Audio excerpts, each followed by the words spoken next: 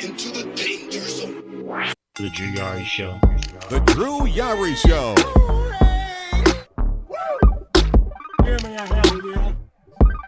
Hell yeah. Stupid idiot. Drew Yari.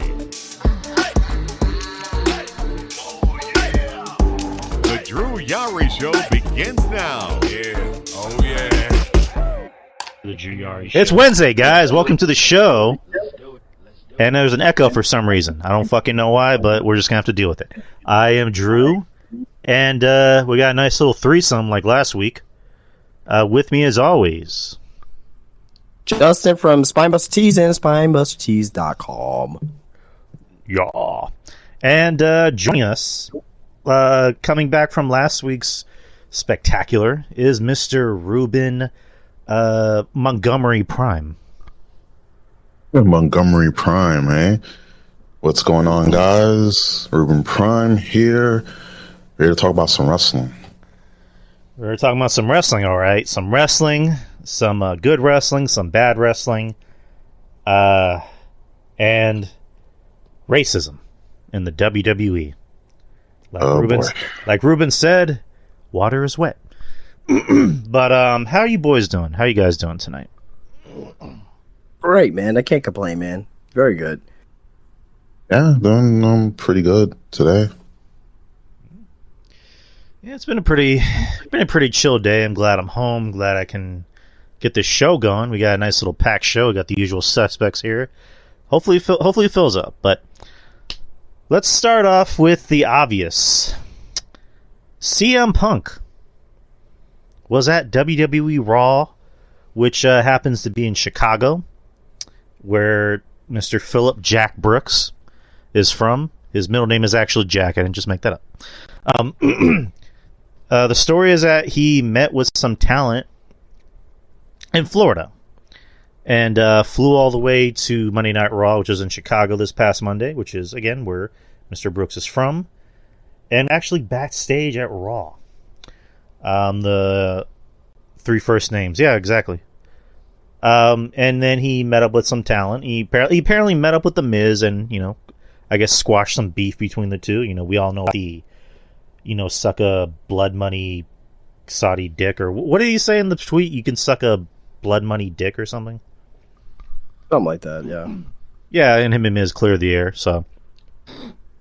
Apparently talked to Triple H, for a little bit to kind of clear the air, and he was told to leave by head of security, which, Vince apparently told them to tell him to leave, and mainly due to the fact that he's still under contract with AEW, and Vince doesn't really need he doesn't need another lawsuit with the other lawsuits that he has. So he has way too many to count right now. Way too many. He doesn't need any from Tony, which I don't know. But anyways, so there's that, and it wasn't just like a thing of like Dave Meltzer was the only one reporting it. This was actually from legit like news sites. Like, comicbook.com, NBC, ESPN, shit like that. Legit, sources, reliable sources. And, there was a video of him outside the arena talking to Tamina. So, Mr. CM Punk, Mr. PHILLIP Jack Brooks, is looking to make amends with WWE. What does this mean? I don't know. Do you guys know? Who knows? Somebody tell us what they know. To me, this is it's looked at more than what it actually is. This is a publicity stunt, okay? Obviously, CM Punk is going to be on his way back to AEW soon. And, the new show is going to be coming soon, Collision. This is to get his name in a positive light, I guess, back in the mouths of casual wrestling fans. And I remember CM Punk was at Raw a few weeks ago. Oh, he's back in AEW. Oh, there's a new show called Collision. And that's the main reason why he was there. In my personal opinion, I think it was just a publicity stuff. But also, he did. I think he actually legitimately wanted to clear some air with with the Miz. And I'm assuming, I wasn't there, but this is just my assumption, is that he wanted to speak to Triple H. He actually spoke to Triple H, shook his hand, but probably didn't get the conversation that he wanted to, because Triple H quoted said, let me check with the big guy. Then from there, he was asked to leave by security. But I'm not too sure if he really had that conversation, that full conversation that he wanted with Triple H. Okay. Right. Also, as well, he didn't speak not just to Tamina, The Miz, and Triple H. He also spoke with Bobby Lashley, Baron Corbin. For some reason, Baron Corbin, I don't know why, but that's per Fightful Select. So, so basically, eyewitnesses gave Sean Ross Sapp and team that information. But at the end of the day, though, I mean, if he really wants to make amends, like, legitimately, and he was sincere about it, good for him, right? I always say time heals all wounds. That happens in professional wrestling. Look at, what happened with, the Ultimate Warrior and Bret Hart and, other names that left WWE in some, not so good way in order to come back. So, to me, this is not him going to WWE. He's leaving AEW, none of that crap. Dave Meltzer, he actually irresponsibly said that it could be that he's looking to get back in. That's very irresponsible from Meltzer there, right? I kind of think so, but go ahead. It's very, very, very irresponsible for that right there. But, and also as well, let's think about it too this way. He was, and this is from Wade Keller from PW Torch, that he said that they heard that the CM Punk Tony Khan meeting took place with Jericho and FTR, supposedly on Friday, right? That could be a reason why he was in Florida flying out with some of the WWE talent. He was on the plane with some WWE talent, chopping up with them, and he's like, hey, you know what? And he ended up finding out that WWE was in Chicago for Raw, and he lives in Chicago, so he's naturally just going home. And he's like, oh, you know what? Hey, maybe I'll stop by. And that's what happened, So this wasn't to me, I think it became a spur of the moment publicity stunt where he's like, oh, you know what? Maybe I could go over there and have the fans think I may be going to, going back to WWE or whatever the case may be. So yeah, I mean, at the end of the day, when we look at this 3, 4, 5 months from now, this may not be like one of the biggest news stories of the year. This is just an interesting news story. It is shocking. Like, I will say that it is shocking though, but yeah, he had to leave, because he's still contracted AEW wrestler, and you don't want to have any more legal ramifications of this here. But to me, at the end of the day, CM Punk went. He wanted to clear some air. He also wanted to do a publicity stuff at the same time. Spoke to some old friends that he hasn't seen in years. Right? When's the last time he talked to Tamina? Face to face. It has to be at least over 10 years at least. In my opinion, I haven't heard a big relationship with those two or anything like that. You know what I mean? So, but yeah, I mean that's pretty much it. I mean, in the next couple weeks from now, 3 weeks from now, CM Punk is going to be announced back in AEW, most likely, for their Chicago show coming up. And, yeah, I mean, and we'll just be going from there and, talk about CM Punk and AEW and with his return there. So, but, interesting news story. And obviously this is the, well, probably with the exception of what happened today, the biggest news story of the week. Ruben, care to add anything? Yeah, I got a little bit to add. I mean, again, like Justin was saying, it's a publicity stunt, but I do think in the long term, this is CM Punk's way of getting back in to WWE, and also the main fences, because I think at the end of the day, you get older, as the years wind down, you start to realize that, yeah, maybe, certain things I said, I should try to apologize. Maybe I should, clear the air and mend some fences, because he destroyed fences and blew up bridges with, dynamite, no pun intended. So I think that this is his way of just being a bit, just being more mature. And hey, if people in AEW, well, certain people in AEW don't want to accept his apology, which we don't know, but just based on all the ruckus, all the commotion in AEW with the Elite and company, Punk figured, hey, if these guys aren't going to accept my apology, then I go to a company that people will accept my apology. Because we actually run they run a corporation. They actually run a business. They're about making money, not treating a wrestling company like a sandbox. And to me, like, that's one of the issues. I mean, one of the issues I have with AEW, but that's neither here nor there. But with CM Punk, yeah, he just happened to be in town. He lives in Chicago, and he figured, hey, why not stop by and say what's up to a couple of friends? And, maybe this is his way, like I mentioned, to just mend fences, just to rebuild those bridges and to extend the olive branch. And understandably, he was asked to leave because, of course, he's under contract with AEW, and he's going to be, returned. He's going to return to AEW television very soon. So, that litigation, and with Vince being, I don't know how many lawsuits, this week. 30. Is best. Yeah. 30 this week. Yeah, 30 this week. Probably be 32 next week, but who's counting? I mean, we are a Drew Yari show. So I don't think Vince can count anymore, but that's neither here nor there. Yeah, I mean, soon. Yeah, like Lightning says, we'll probably have enough people. We have enough lawsuits to have a Royal Rumble match. That 30, we have more than enough right there. Get a Royal Rumble going, but yeah, like to every lawsuit is his own entrant. Yes. Oh my God, that's Rita Chatterin. Yeah, exactly. You know what I mean? Like, Jesus Christ. Exactly. And yeah, that's the main thing. That's the main thing. Like, just litigation's sake.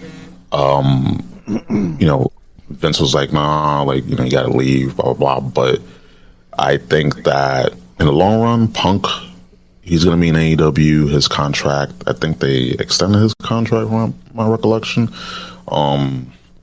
But of course, like, he's still contracted, so he's gotta write out his contract.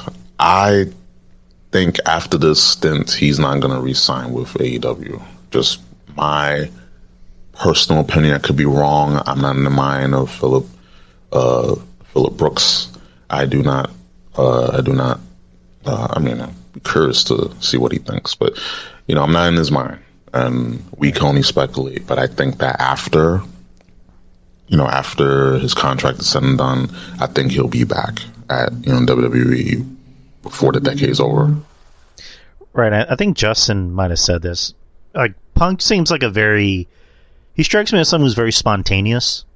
Like, he'll just do something at the moment. I forget which one. I don't know if someone in the chat said it, but like, on Friday he had the meeting with Jericho and FTR and Tony in Florida, and he met up with WWE talent on a plane, and then they they just happened to be flying to Chicago, which is where Punk's from. So with Justin saying in publicity stunt, for a second I was thinking, like, I don't know what you mean by publicity. When I think of publicity stunt, I think of something like different. But like with Punk, he's very spontaneous, but at the same time, he knows this is going to create buzz.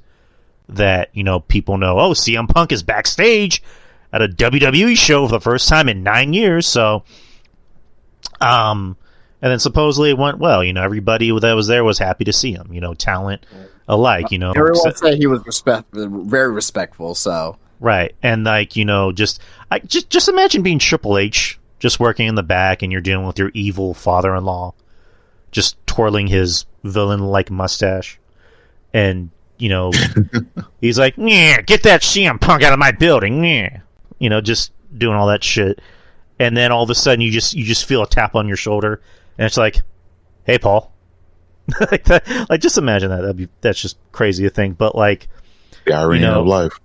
Right. Just with Triple H, he's grown. He's an adult. Punk's an adult. You can't really harbor that shit anymore. And and I believe that's something Triple H may have had on his mind, and something that Punk may have had on his mind. So, but it's weird because Punk was more mad at Vince than Triple H, and that's another conversation if it ever does happen, which I think it might personally. But I personally don't think that Punk is going to stay in AEW after his contract runs out. That's just me. I know there's the talk about the show, which we talked about it last week, and they're making a show just for Punk, just so people who like Punk can be on the show, and people that don't like Punk can be on Wednesday, which is, again, allegedly. I want to use the word allegedly. And, Punk said it best in that media scrum: I work with fucking children. Whereas, say what you want about WWE is more of a professionally run company than AEW. You don't have a bunch of people, we're going to talk about the draft later, they'll be like, I want to be on SmackDown because I don't like, Cody Rhodes. I don't like his neck tattoo. It's preposterous. Or I don't want to be on the same show as Roman because he's a jerk and he said mean things about me. You don't hear that dumb shit. Yeah, he told me to acknowledge him while walking down the hallway, and that upset me very, very much. And then when he found out, he said, acknowledge these nuts. Just imagine that, just like Triple H talking to Roman. Roman, you might have pissed somebody off. And he's like, hey, acknowledge these nuts, bitch. I don't know, that'd just be funny. I don't think Roman would actually do something like that, but... No, Roman's classy. Roman's classy. I think Roman would just kind of snicker and go, okay, whatever. But, because I know Roman so well. But, just, it's a professionally run company. If there's, bullshit drama in the back, it's going to get sorted out. So, I mean, Exhibit A, Sasha Banks. Enough said. But, CM Punk, is he coming back? Is he just wanting to mend fences? Is he wanting to maybe weigh his options? Maybe I do want to go back to WWE. Or maybe I just want to see some old friends and, clear the air with some people that I had heat with, because I don't need heat with people anymore. Or, I just thought of this. Maybe the shit going on in AEW taught him I don't need heat with people anymore. I don't need stupid heat with people anymore. Yep. Same thing with The Miz. The Miz, as far as I know, they never really had problems. It's funny because, on the CM Punk DVD, The Miz was putting him over. And, Punk would just be in another segment going, fuck The Miz. The Miz was in the main event of WrestleMania, and I wasn't. So it's just I don't know. But, and then him and Triple H, that's, I guess, something more personal. But, just, as time gets older, you just want to clear the air and just not deal with the shit anymore. But, speaking of shit, Vince McMahon has another lawsuit. This is on the New York Post. WWE boss Vince McMahon hit with biased suit over scripts. I'll get into this. World Wrestling Entertainment ordered up racially tinged plot lines for its scripted matches, that including having a Muslim wrestler admit he was responsible for 9/11. I don't remember that. And another in which a black wrestler was held captive. That one there. Sorry, Rob. That one there was pitched. So these are pitched storylines. Okay. These are all pitched. Gotcha. Brittany Abrahams, a black writer for WWE's SmackDown and Monday Night Raw TV series, alleges she was fired last year in retaliation for her complaints about story pitches, which perpetrated offensively racist and stereotypical jargon. According to the lawsuit filed in Brooklyn federal court on Monday, Abrahams' racial discrimination suit against the WWE and its controversial leader Vince McMahon claims her boss, lead writer Ryan Callahan, pitched the idea of having a Muslim wrestler named Mansoor, who's now Mansoor, revealed that he was behind the 9/11 attacks. so I want to start there. There's more. Right. But just real quick. Right. So Mansoor, it would have been 6 years old in 2001. You mean to tell me he would be behind the 9/11 attacks? Like, that's just shitty, right? It's funny. No. They would have said that debuting him, I guess, recently, whenever he did debut, would be say, I was behind the 9/11 attacks. Right, but again, he would have been 6 years old in 2001. Hey, we don't know how advanced these Muslims are. I'm just saying, man. Like, I'm Persian. I can make that joke. People, relax. Anyways, continue. But anyway, yeah, this is just preposterous. You know what I mean? But, yeah, very dumb. It's funny. Unfortunately, This is funny, but stupid. Right. It continues. Another plot line was to have a black wrestler known as Reggie, who's now Scripps, in NXT, held captive in cages as he was being hunted by the white wrestler Shane Thorne. They were supposed to make that gimmick like a crocodile gimmick because Shane Thorne is from Australia. So yeah, so instead of hunting crocodiles, he hunts humans. And Reggie, who's black, is not good, not good at all. Abraham said she objected to her superior's racially motivated misconduct, specifically stating that a gimmick where a white man hunting a black African American man for sport is racist. The suit said when she voiced her objection to Callahan, he is alleged to have laughed and sarcastically replied, "Oh, what? Is that a bad thing?" Jesus Christ, man. According to court papers, this is actually on a court document. Another incident involved Raw Women's Champion Bianca Belair, who was black, allegedly scripted to say, don't make me take off my earrings and beat your ass. I mean, she still kind of does that. He does that. Not in that sense. Not in that sense. I mean, not in the inner city, hood way, but when she's about to fight, because normally she'll does come say out. That's her one of her catchphrases. Yeah, but just in that way, in that fashion, is not done. But she does take off her earrings and takes off her heels. If, she's wearing a nice outfit, she'll take those off.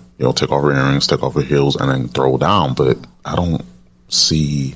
I mean, I get it, but that's reaching. That's Dawson levels of reaching, and that's a lot of reach right there. Continuing. In her court filing, Abrahams alleges that the lines based upon cruel, ugly stereotypes of dark-skinned black women. Abrahams, who was hired in 2020 and lives in Brooklyn, objected to Callahan about the line. She said, "I know I'm new. I'm not trying to be disrespectful or step on anyone's toes, but I would be remiss if I didn't mention that the scene includes a racial jargon and offensive stereotypes, particularly her go-home line." Abrahams is alleged to have written in the email to Callahan. The next day, Belair had written to Abrahams that she had told the senior writers 3 different times that I do not want to say that line, but Chris Dunn, a senior writer at WWE, never listens to me. He puts that line in every week, according to the lawsuit. Another allegedly pitched scenario involved having a black wrestler, Apollo Crews, who is Nigerian-American, speak with a stereotypical and exaggerated Nigerian accent, which that did happen. The lawsuit said Abrahams claimed she was fired for taking home a WrestleMania 38 branded chair, even though other employees did so as well. According to court papers, in reality, the incident was used as a pretext to fire her in retaliation for her complaints about racist story pitches. According to the court documents, the Post has reached out to the WWE comment earlier this year, and it just tells us what we already know. So yeah, I mean, everything was basically in there. I mean, like, Lightning's bringing up Apollo's, pretty much when he was Black Panther for like a few months. That was just a weird gimmick. Like, that was weird. Where it's like all of a sudden he went from speaking like in a, clear American accent to now he's T'Challa. Yeah. And like, it looked cool, like the visual, but just him doing the whole I am a Paulo Cruz, and like I'm not gonna do that, but like it was weird, and now all of a sudden he doesn't do the accent anymore. It's like with Kofi Kingston when he first came in, he did the Jamaican accent, and he's from Ghana. South Looks like someone had trouble in paradise. Boom, boom. And was he from? He's from Ghana, but he grew up in Boston. And I think he said his parents were mad that that he did the Jamaican accent. And then there was that bit with Triple H where Triple H is like, "Wait, are we supposed to be Jamaican?" But yeah, another lawsuit for WWE. And Lightning Singh.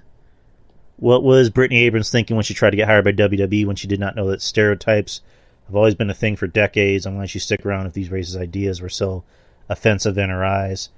I mean, I think she was maybe trying to change it from within, but clearly that didn't work. I mean, for the way it sounds, there's still that stereotype. Let me ask you guys something. So, do you think for like, I don't want to say certain wrestlers, that sounds kind of stupid to say, but like Bianca Belair, for example, do you think a black woman should be writing for Bianca Belair? I will say they should have some heavy influence. Right. It's like not totally 100% writing, no, but they should have heavy influence because I'm not a black woman. I'm a black man, obviously, but I'm not a black woman. So, like, if you have like a white, like a 4-year-old white man writing for a black woman, I mean, that's kind of off. You know what I'm saying? Like that's off, right? Let me rephrase the question. Like, should there be black writers for black wrestlers? Like, just like there should be Hispanic writers for Hispanic wrestlers. Yes. Yes. Absolutely, yes. Okay. Now, I will say they should not be the end all for everything, right? But again, they should have heavy influence on what is said, how they're portrayed, things like that. Because, I live in San Antonio. We obviously you're here too, Drew. But I don't say, and I know you heard this many times in your life living here. I don't say way. You know what I mean? What if as a black guy I say that word way, which is like, hey, my dog, my friend, whatever the case may be. Like, what if I'm writing something for a Hispanic guy, let's say for example, Humberto Carrillo or Angel Garza, somebody like that, and I write that in the script. Like, hey, say this. And what would that look like coming from me as a black guy? So it's the same thing in this situation where you have some of these writers, right? Maybe, 20, 30, 40. I don't know the writers. I don't know how many writers exactly is. But you'll like to assume that there are some writers who just don't fit that criteria of writing solely for a black wrestler or for a Hispanic wrestler or for an Asian wrestler. You know what I mean? Like, you need to have that representation there to have authentic feel for on whatever you're saying. That's my opinion. Ruben, what do you think? I mean, I think it's important for the writers to be current on culture. I think that's the main thing. If you have, like Justin was saying, if you just have a 40-year-old white man writing for Bianca Belair who's black, then there's a disconnect. But I do think that there needs to be people on the writing team in general, not just for like, a handful of people, but I think in general they should just have a lot of brainstorming, a lot of good ideas to pitch, current, up to date with, with culture. There should be the people that are older, like let's say 30, 40-ish, they should be filters and be like, we're not going to say that. That's way too vulgar. That's way too raunchy. But in terms of like just having black people, write for black wrestlers or Hispanic people writing for Hispanic wrestlers, that's not necessarily should be the case. Just because they are that ethnicity or race doesn't really mean much. I'd rather have someone that has good ideas to pitch, someone I could brainstorm with. And yeah, I just think if they happen to be black or happen to be Hispanic, that's cool. But it should not be a requirement. I should just have good writers, seasoned writers, not people that came out of college, because you're gonna get this. Everything is racist. Everything's blah blah blah. It's like, can we just pitch good ideas? Can we just, if something's offensive, okay, it's offensive. I get it, but I just think that we just need to get back to just having people that are seasoned, that are experienced, and are hip with the times, because yeah, it's a mess. You're gonna get a lot of this, unfortunately. Right. I mean, going back to the original question, I guess, like, it's not so much having a black writer would be the thing, but it's more just like, going back to what she said, a white guy trying to tell a black woman how to talk, trying to say, oh, don't make me take my, earrings off and whoop your ass. Like, it's just like, nobody really talks like that. Like, that sounds like a character in a movie. It's like our review on Mario, Ruben, where it's like, you live in New York. How many Italians do you hear actually go, oh, I make it to pizza. Oh, like, do you know anyone that actually talks like that? Oh no. I mean, probably it ain't like that. It's like, hey, I'm walking here. Or probably not that, but it's like you hear more of the New York, like the mixed New York Irish, Italian, like the Italian Irish type of accents. Like, with the attitude, hey, I'm walking here, or like, who's watch where you're going. Guy here? Yeah, but hey, Goomba, want to try some of my ma's pastrami? It's to die for. Wow. Yeah, and you get the Brooklyn accents. Like, you got to go to some parts, but it's way exaggerated, and I think that to have people like speak, to have that preconceived notion, or you have the exaggerated, New York accent, the Brooklyn accent, or you have the exaggerated black accent, or this and that. I think that, wrestling, it's kind of hokey. So you're going to have a lot of things exaggerated, but I mean, I get it. I definitely get where this writer's coming from, but at the same time, again, I do think that you need seasoned writers that know what they're doing, that have experience, that can have more to offer. But then you also have to have, I think, people that, hey, they come from a certain background and they could give insight, because not everyone's going to know everything.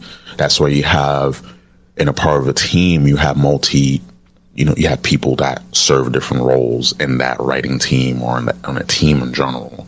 So you may have people that have experiences, or someone that's that's black or Hispanic, or that's an actual Texan, or someone that's been to New York, or someone that's like, I think that's the point that I'm getting from more so than the representation, because like it means it's mute in this case. But if they happen to be black, happen to be Hispanic, which I'm half and half.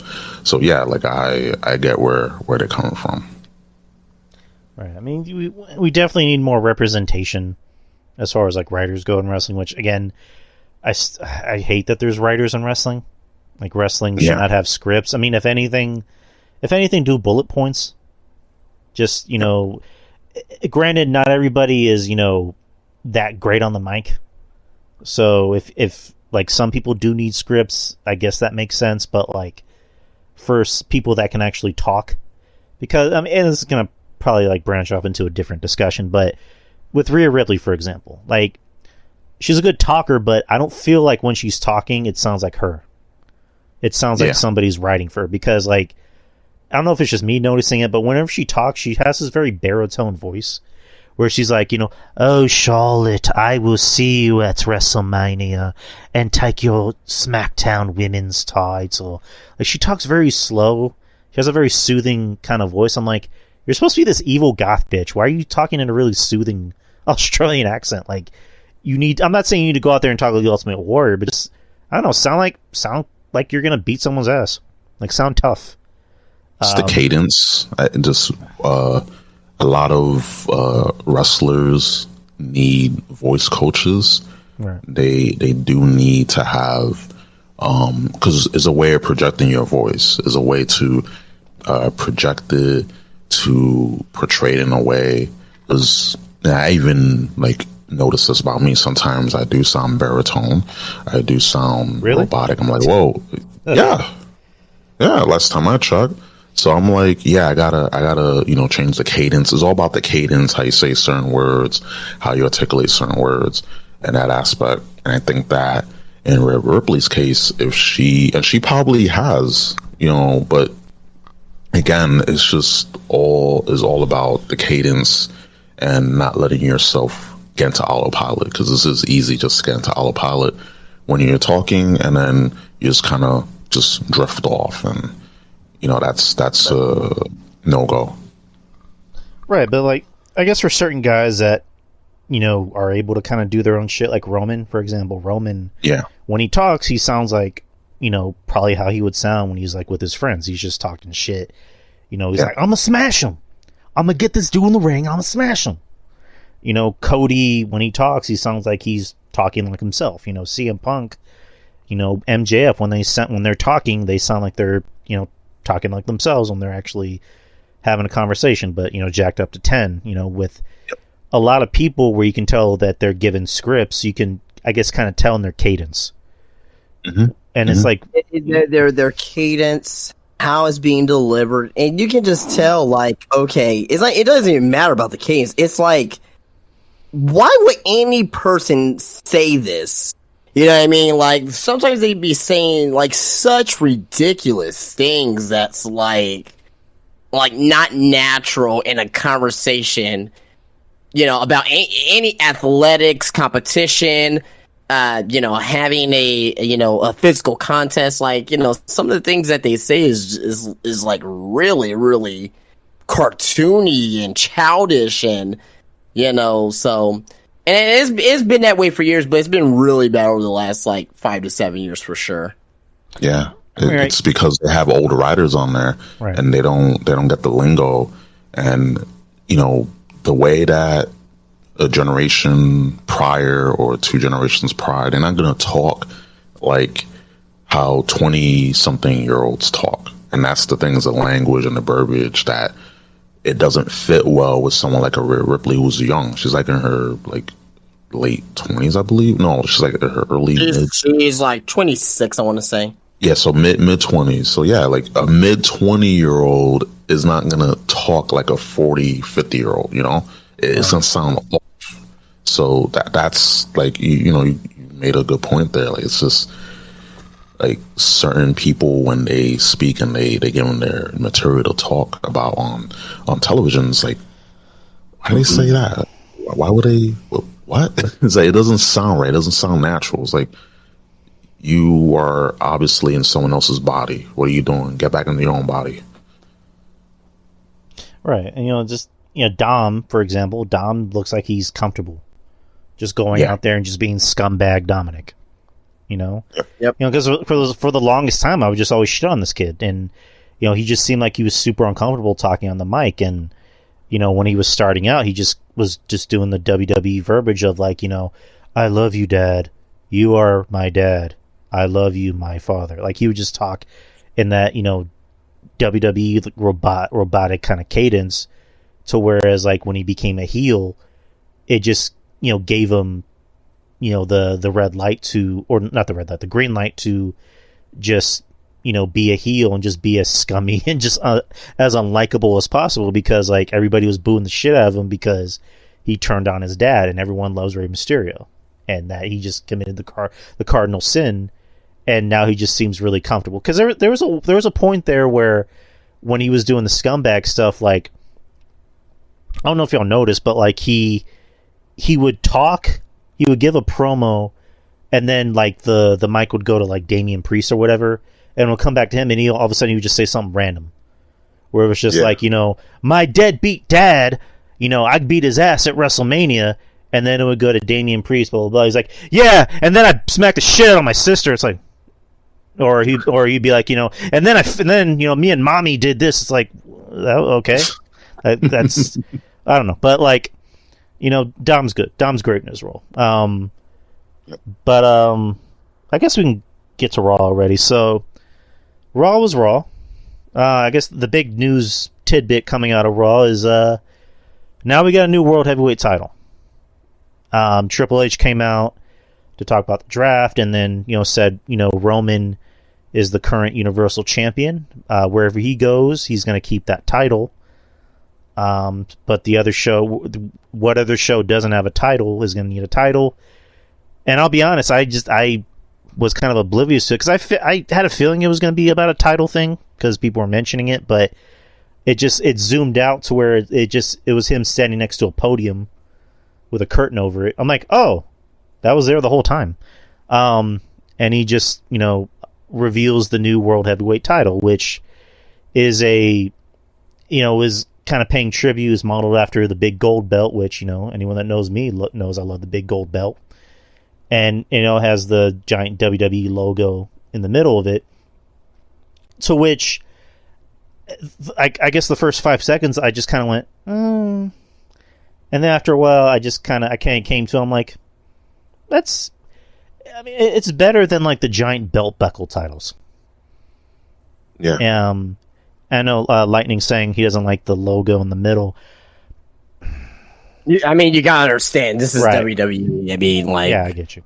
Like, you're not gonna have what you want. Now, I will say this: I think the WWE logo's too big. If they smidge it down a little bit in size, just a little bit, I think the belt would be even better. But I love the belt. I love it. Love it. Now, I mean, this is not like a United Kingdom title or anything like that, or even like the North American title, but I love it. As far as the main roster belt, it's the best main roster belt right now. I can tell you that.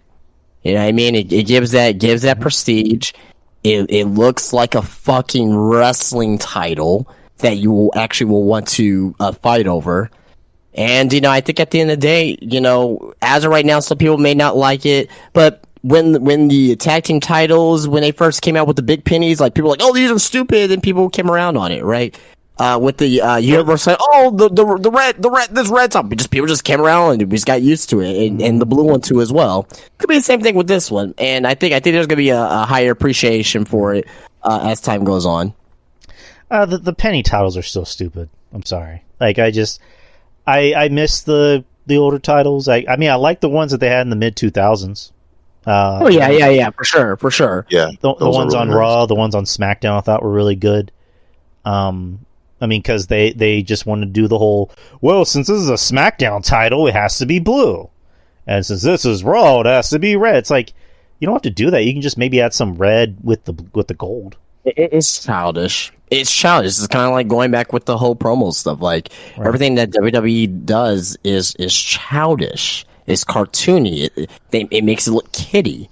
Nothing you don't. Yeah, you can portray to the kids without making everything kiddie and colorful and all this other bullshit, man. Just make it pro wrestling, man. Make it pro wrestling. And you can do your little cartoon with like some of the gimmicks.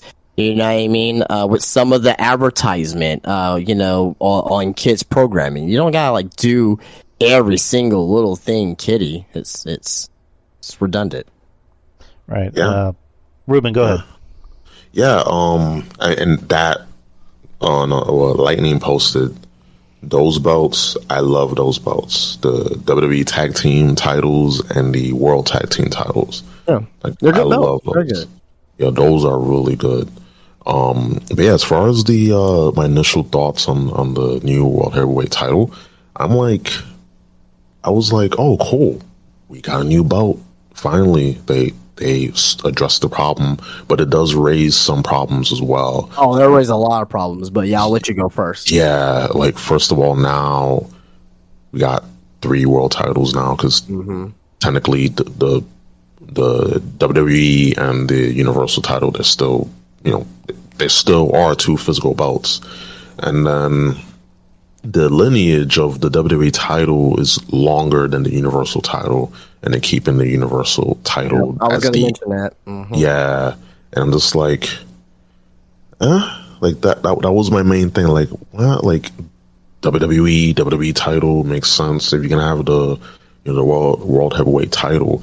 Just have the world heavyweight title, and then you have the WWE title, the undisputed WWE Universal title, and keep the WWE belt because that has the lineage there. So that was my issue. And hopefully they'll like merge both belts that way, just 2, because 3 belts are too much. We already have a lot of belts. They are gonna merge it just once Roman loses the Universal title, right, or both titles in this case. They're going to retire the Universal title. There's no way that they're going to keep the Universal title around because, to your point, the lineage of the WWE Championship. There's no way that they're going to get rid of that. So we're going to end up just having the WWE Championship and the World Heavyweight Championship, and that's it. Right, yep, good. Yep. And yeah, as far as the new World Heavyweight title, I like it. The only thing is the logo in the front is just a tad too big. If they shrunk it down, like, you guys are saying, and Lightning was saying in the chat, if they shrunk it down just a smidge, it'll be a beautiful belt. But overall, I do like it. Like, it's a mix of the North American title and the big gold belt, which I'm a fan of the big gold belt personally. Same. But yeah, like it's a beautiful belt, and it's a step in the right direction. But then the other problem, I think Justin, probably me and him might be on the same wavelength. So then, which title is Cody gonna win? Roman's. Is it? Yeah, because technically he's been trying to get the WWE title, because that's the belt that his father never got. So that's Cody needs to stay far away from this new title. Period. Yeah, like far away. Whatever brand that Roman's on, Cody needs to follow. Period. Yeah, do not go after the world title, the world heavyweight title, because he's not going to win it if he has to chase for the belt or be in the brand where that belt is at. He's not going to win it, and that's just going to be another reason why for the fans to be mad. And I think that, while it's a nice belt, it does create problems, and I hope they do rectify. He can win it later on after he wins the WWE title first, but not. Oh yeah, now. of course. Yeah. So, but I want to bring this up real quick. All right. Mm-hmm. So Cody, so Cody, hopefully he doesn't get drafted to the brand with the new title. Now, I've been a prior proponent of, with Cody winning the WWE Championship against Roman at SummerSlam. Now, here's my line of thinking, because they had to have this title. How long do you think that they had this title in the works and this plan? I think for a while, because I know the reports coming out that Triple H, wanted to bring it back. The final while. What month? If you just had to take a guess. Month. Oof. Just what? January? Is that? You think that's fair to say? January? Might be farther back than that. Because again, I know it sounds like I'm repeating the answer, but it's just like I know Triple H has been a big proponent of like bringing back that world title or a title, because he wasn't a fan of the Universal title. So, but like you're saying, like a month or like months or whatever. Okay, so further back, we'll just say December. We'll say the end of 2022. I'll just say a year. I'll just go with that. But like, I don't know about a year, but we'll just say end of 2022. Whenever Triple H came into power, we'll just put it this way. Whatever. No matter what. If they knew that this title was going to be a thing this close to after WrestleMania, I would, and I know I said have Cody, struggle, have the story and all that stuff. I would have had Cody won at WrestleMania. And I'm going to tell you why. Because now Cody is not chasing just Roman. Roman was the guy, the only guy with the world title. Even though this is going to be maybe considered as a secondary belt, Roman was the guy with the only title. So now you're going to have another champion plus Roman, right? Cody should have been the one to have these titles split, not via of a draft. Cody should have been the one to have these titles split. So if they knew that this was going to happen, and if we knew this was going to happen prior to WrestleMania, I would have liked to see Cody actually win at that particular point in time. Now, to me, I don't know how you guys feel. It's going to kind of taint it just a little bit, not a lot, but just a little bit on Cody whenever he wins this title. It's going to taint just a little bit because he's not the one that's going to end up splitting these titles. Now, he may be the one, I'm going to retire the Universal title, right? But to me, it kind of taints it just a little bit. Because of the fact that he's not the one splitting the belts. He should have been the one to split the belts, not a draft.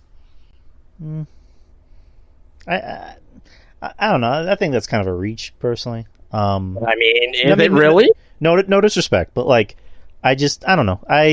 The whole like, I get where you're coming from, where it's like, Cody, should have been that guy to say, since Cody's now the champion, and he only wanted to be the WWE champion, he wanted to bring back the Winged Eagle belt. And, it's just like, I have no use for the Universal title. Let's make a new title. I can see where you're coming from, but like, as far as like tainted goes, I don't know if it's tainted. It's gonna. I'm telling you this now. It is gonna be a little. I'm not saying like overly tainted. Like, oh my god, I'm saying there is going to be a little taint to it because again, Roman. He still is the guy. I'm not saying like he's not the champion no more, but Roman is the guy right now. But he's not gonna be the only guy. He's not gonna be the only champion. Right, Cody. One of the things in Cody's story is like, hey, we need to get rid of you as champion because you're the only guy as champion. That was one of the things in the story. That wasn't the story, obviously, right? The majority of the story is, him, wanting to win the WWE title for his father because he never got to win it, right? But one of the chapters or one of the paragraphs in the story is Roman is the guy. And he's been the guy, and he wrestles anytime he wants to, and all that stuff, right? And we need a world champion. And the fact that there's going to be two champions now is going to kind of taint it, to me, a little bit. And I can kind of see it in social media, too, as well. You know what I mean? With some of the fans out there kind of seeing the same thing as well. So, again, Cody wins. It's his story. It's going to be a great moment. I'm just saying that it could have been a lot better if they knew that this was going to be the thing for right after WrestleMania. If they knew that this was going to be the thing, even though I would still disagree with it, Cody losing at WrestleMania is still the right decision. It is still the right decision, but I would have considered on actually having him walk out as champion if this was going to be the case for right after WrestleMania. I'm just saying. Ruben, what do you think? I mean, I can see where you guys are coming from. I think it would have been more impactful if Cody were to be the one to split the belts, just because it would have made a statement and it would have basically did what Triple H did, which was introduce a new belt. And again, because now you have 3 world titles until the Night of Champions. So once that happens, then it's like, oh, we're just gonna do any, meeny, miny, mo with one of the belts, which obviously is going to be the Universal title that they're going to, do away with and retire it and put it, back in storage, because without the WWE title, there's no WWE. It's just weird having a Universal title and then the World Heavyweight title. It just doesn't make any sense. It's like WWE. What's WWE without the WWE title that has much more lineage than the Universal title? And I understand Roman had that belt first, but after he loses it, it has to be, retired. And again, I do understand. I do understand why Cody should have won at Mania if they was going to do this anyway. But at the same time, things didn't align well because, mind you, Cody came back from the Rumble. He didn't face any. He didn't get jumped. He didn't get no adversity. Like no adversity, none at all. He not a scratch on him until Mania, and then after Mania, oof. But I think that what's need to be done is, to stay the course, but just with the whole Brock Lesnar thing, that's just my opinion. Just is adversity, but you got to make sense of things. You got to make sense of things, and right now things aren't making sense. And like we mentioned last week, just a lot of stuff doesn't make any sense. But again, if roads lead, well, no pun intended, if roads lead to Rhodes winning, then yeah, have at it. But I think it's just, right now we just gotta see where this goes. Hopefully they do get rid of the Universal title, and if they bring back like a classic, I wonder what you guys think. Are they gonna just have the regular WWE title, or are they gonna introduce a new design for the WWE title as well? At this point, you know how WWE works, so I think they're maybe gonna keep the top for a while. I think this belt is the new belt for a while. Now, I will want to see a new title, of course, but just knowing what WWE does and, how they to market and brand themselves, it just may be the title that we have for a little while longer. Yeah. Right. Makes a lot of sense. They can just do a WWE thing of just, dropping the Universal title and saying, this is the new WWE Universal World Heavyweight Undisputed thingamabob, But I don't know. I digress. But speaking of somebody who has a bright future, Trinity Fatu, who is the former Naomi, will be debuting for Impact Wrestling this weekend's taping in Cicero, Illinois.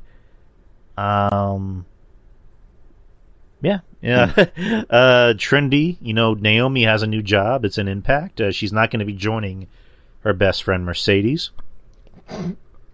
But, I guess that's good because I've been hearing good things about Impact as of late. I know their pay-per-view, everyone said it was actually pretty good.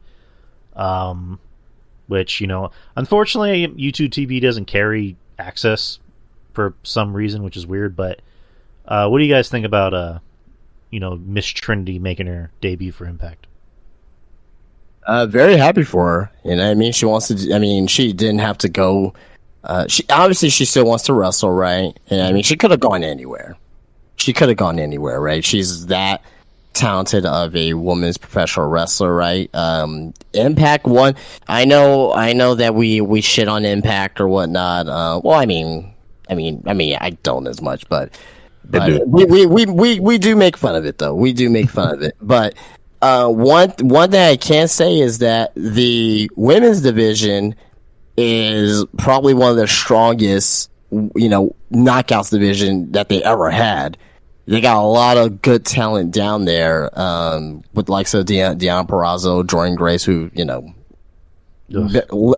whatever with her, but Masha Slamovich and Mickey James and all that. So, yeah, just with her being there, is going to help out the division much more.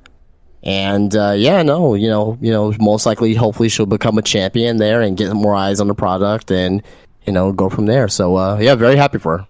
And then Nick Aldis made his return to Impact at their pay-per-view. So, if I had the channel, I'd watch it. I never really shit on Impact. I know I made jokes like who watches Impact, but people seem to enjoy it. It's been around for a long time. Like, it has somehow managed to survive more litigation almost as much as Vince.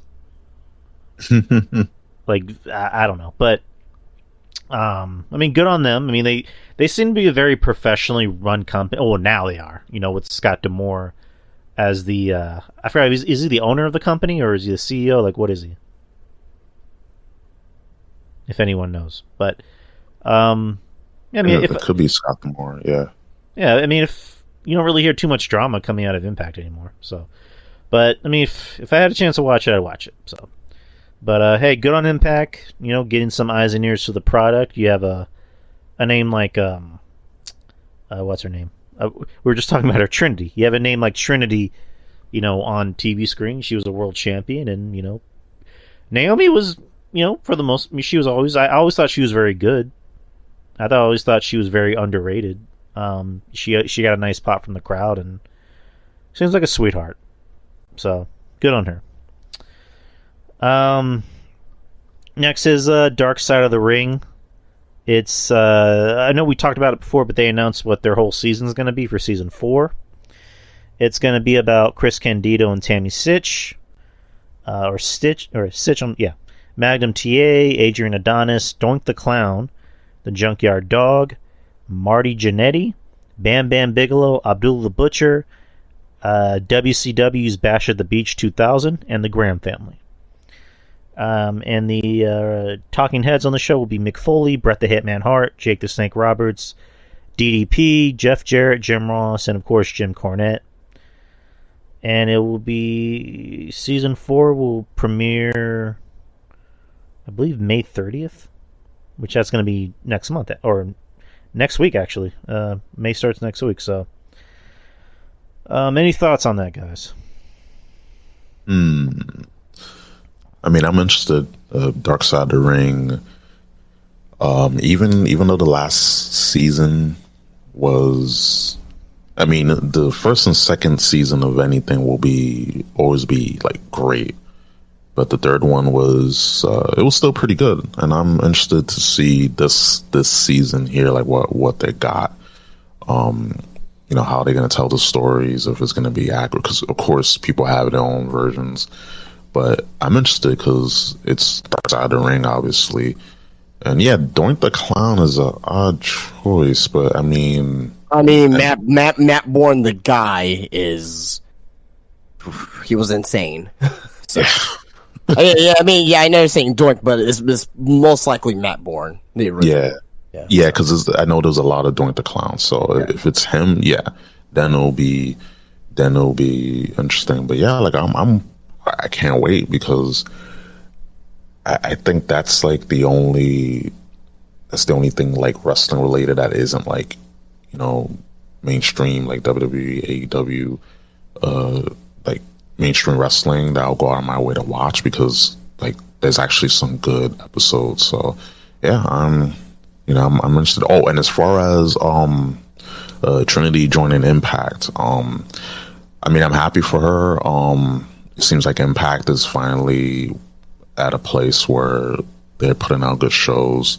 It's just this is not the same, but of course with the history that it had, like I'm glad it's, you know, it's still around and people are still able to wrestle in that company.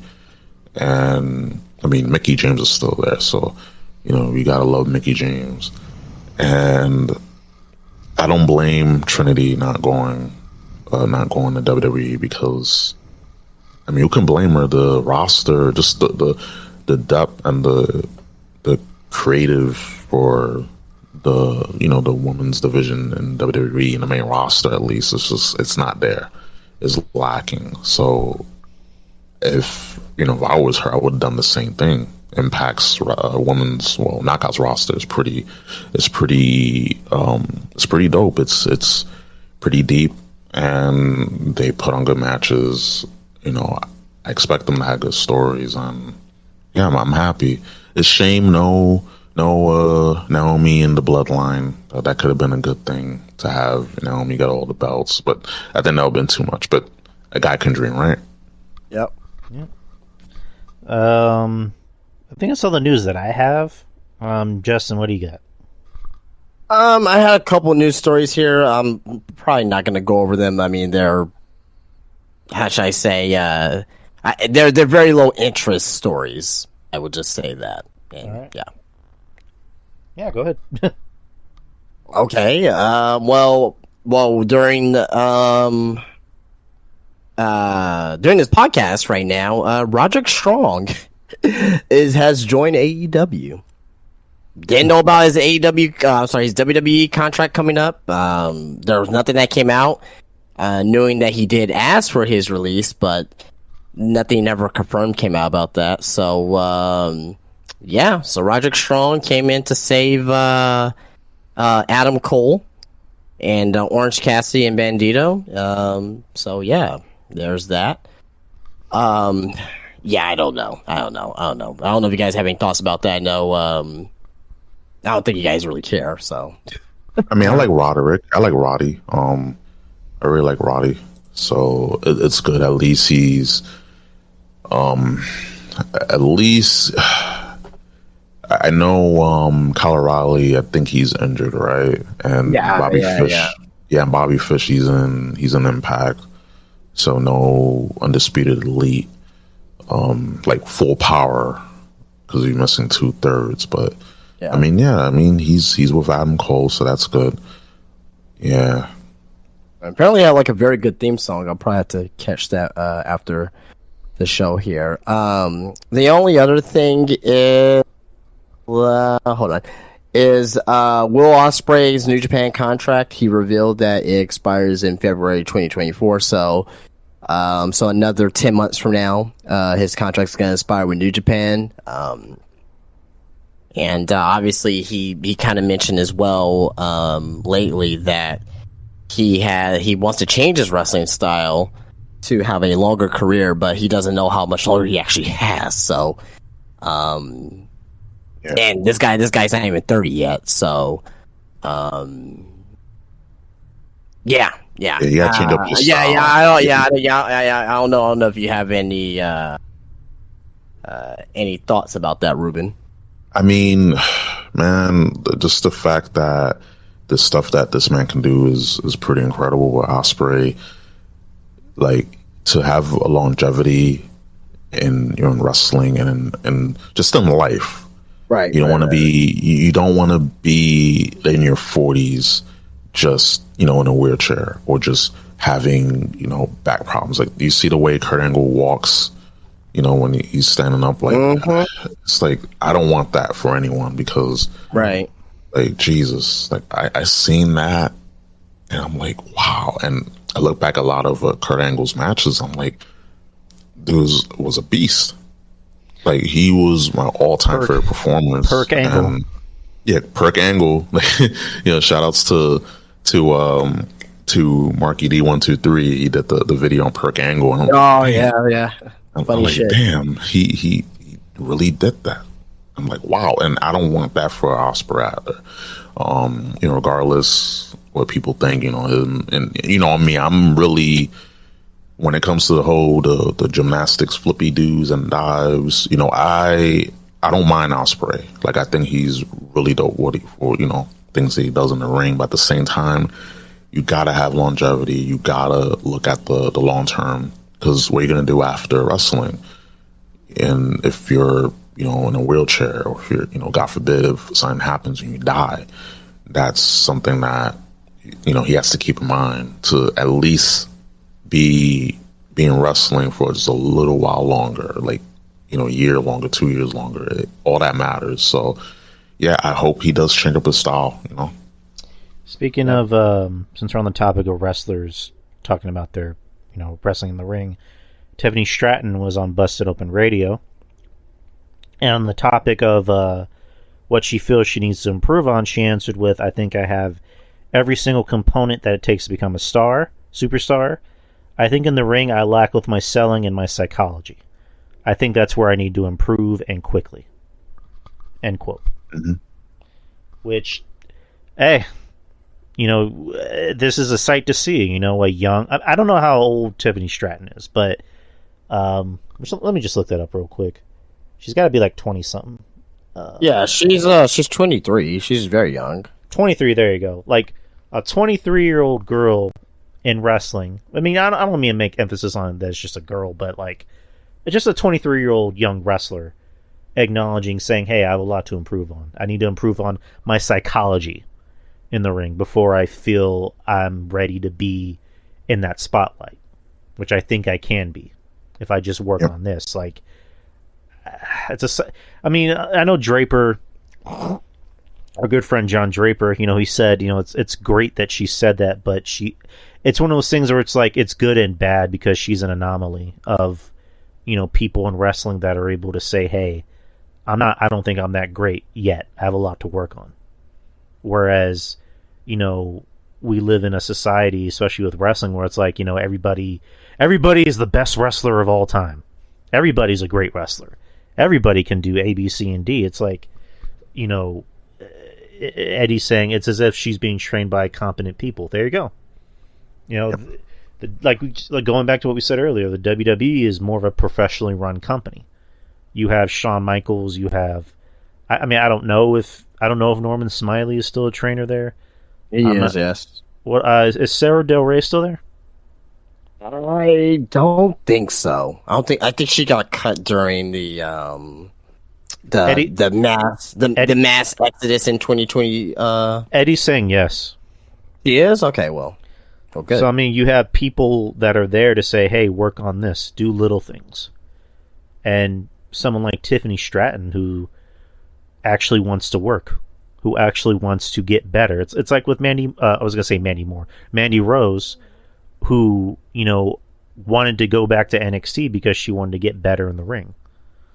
Like, she requested to go back to NXT, and it's just like, it worked. It paid dividends because was she Charlotte? No, but she improved a lot, and she learned how to be more comfortable on the mic. She learned how to have ring psychology. She learned how to actually take a hit. I don't know. Mandy Rose always struck me as someone who wasn't afraid to get punched in the face. You know what I mean?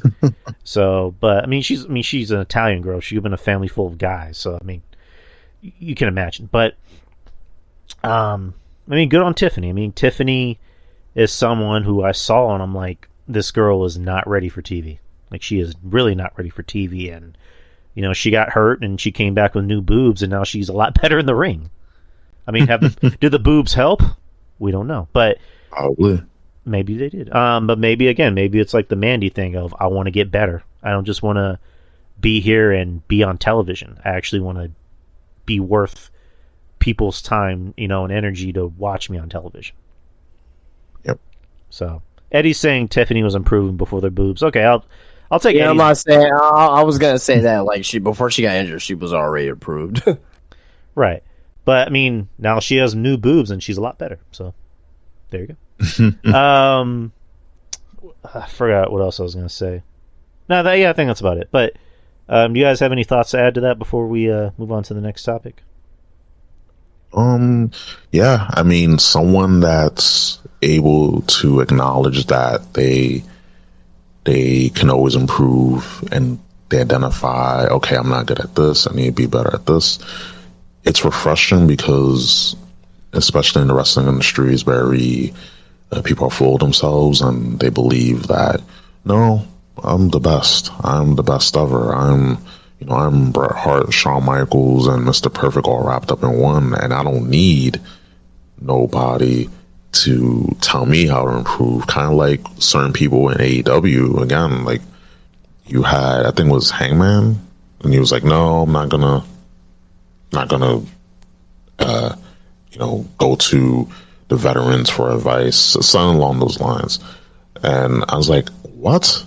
If I had someone that's like a big on investing, and they'll tell me for free ways that I can make money, just tips, stuff that they wouldn't tell like anyone, I will grab it. How to improve my portfolio, how to just ways to invest, things to look out for. I will sit down with a pen and pad and with a recorder, and I will write things down. I'll have that recording because I want to learn. I want to get better. And to me, it's just an issue with the generation that all they got to do to get over is just to do all these things to get star ratings. Like, no, you got to have the in-ring work. You gotta have the psychology. You gotta tell a story. You gotta attack the body part. You gotta sell. You gotta have good. You gotta be able to emote. You know, good facials. Well, not that type of facials. You gotta emote. You gotta emote. you gotta be able to sell. That you're getting hurt. You're in pain. You gotta sell that. You know, just you gotta be able to tell a story, not just with what you do. You know, with each movie you do, but with your face, like your facial expressions. And I think that. The fact that she admitted, like, yeah, like this is what I need to work on. It's pretty damn refreshing. I'm happy to hear that. You know, day and age where people are full of themselves is nice to have that just that acknowledgement. And fuck you, Britt Baker. But Justin, what do you have to add to this? Nothing. I mean, there's nothing really to add. Y'all guys hit the nail on the head with that. All right. Do you have any other news topics? Not really. I mean, there's some, but I mean, they're minor, and I don't think any of any interest. I mean, hey, just shoot. Okay. Hold on. I had it here. Oh, son of a sea biscuit. Let me get back to it. My bad. Unprofessional. So announced tonight on Dynamite, Tony Khan announces the opening ceremonies for the Owen tournament will be at Double or Nothing.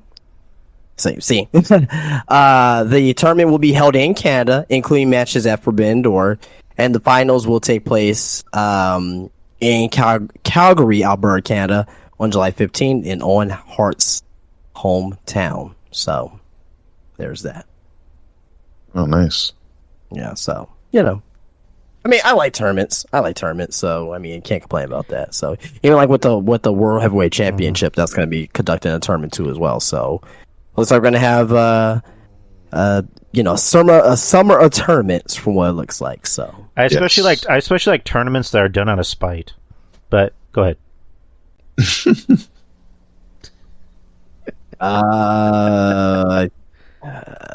I think that's it. All right. Oh, that's it. That's all the stuff you have. Yep. All right.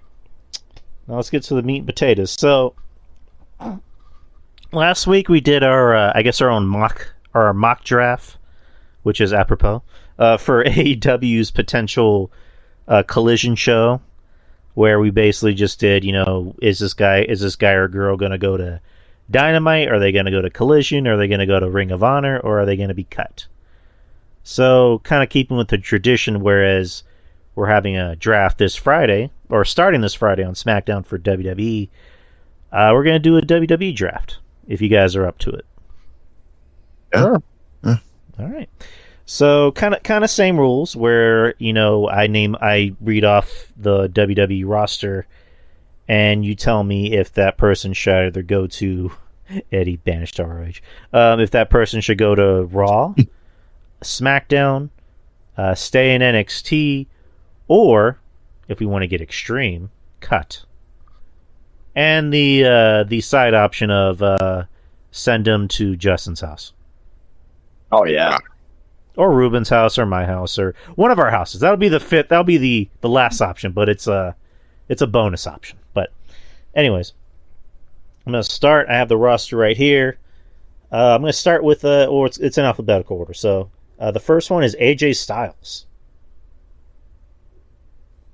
SmackDown.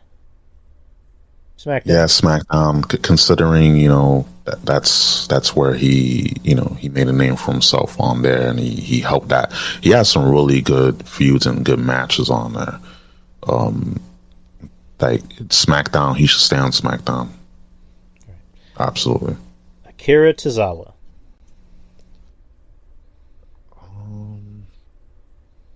Damn, I'll say Raw. Yeah, we need jobbers, so keep them on Raw. NXT. Okay. Alexa Bliss. Raw. Raw. SmackDown. Justin's girl, Aaliyah. I'm not even gonna speak on it. You already know how I feel about her. Yeah, she's bad, so cut her. Yeah, I mean, she's cute, but just no, she has not improved. Sorry to say, cut. All right. You didn't have to be sorry for a racist. Angel Garza. Actually, you know, I skipped somebody. Andre Chase. It's you. Did someone say Chase? NXT. Yeah, keep him in NXT. Yeah, NXT. Same. Angel Garza.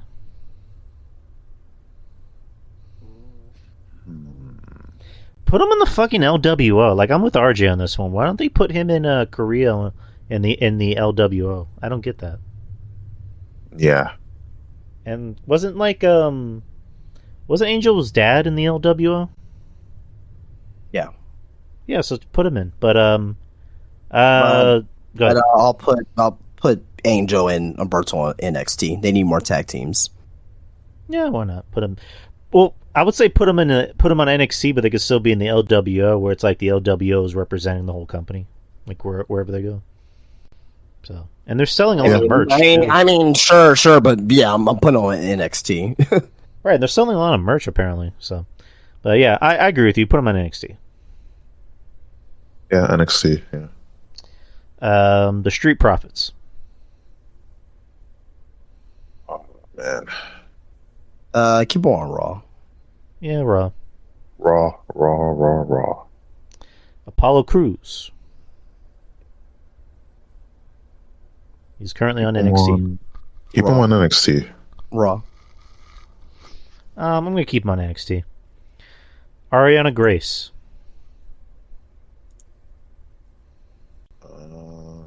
Damn, who is that? That's NXT. That's Santino's daughter. NXT. Keep her on NXT. Keep her on NXT. Yeah. And she is just fine, like fine. The bakery is open, as Ruben would say. Keep her on NXT. Hit row. No, you had it right the first time. Cut him except for BFAB and keep BFAB on SmackDown. Yeah, we gotta cut all of them, but keep BFAB. I like BFAB. NXT. Asuka.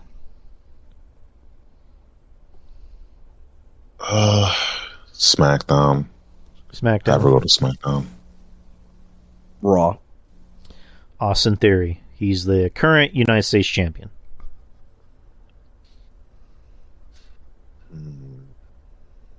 Well, I feel like Gunther should stay.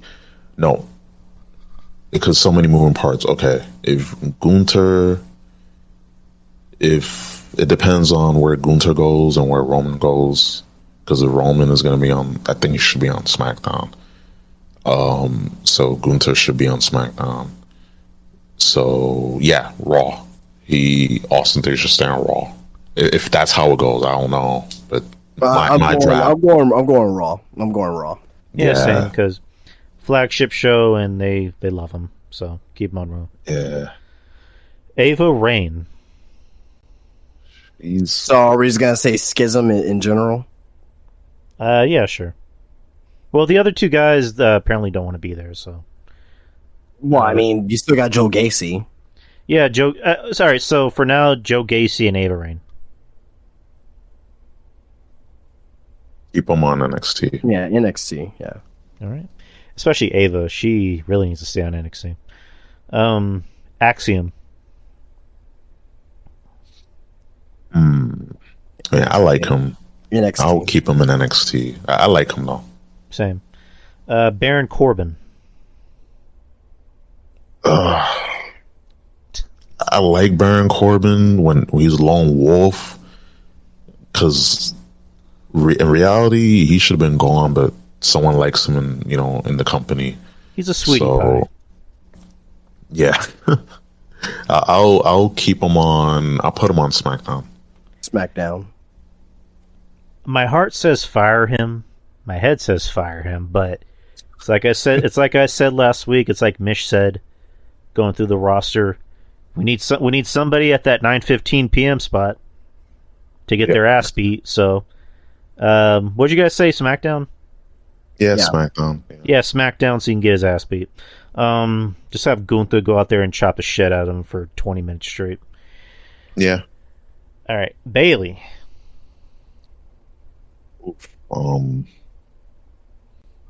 Get her away from Damage Control. Just get her. I'm gonna keep her on Raw. I'm gonna keep her on Raw. I'm gonna keep her on Raw and send her to my house. Yeah, there you go. Yes. What'd you say, Ruben? You said Raw, right? Yeah, Raw. Yeah. All right, Becky Lynch. SmackDown.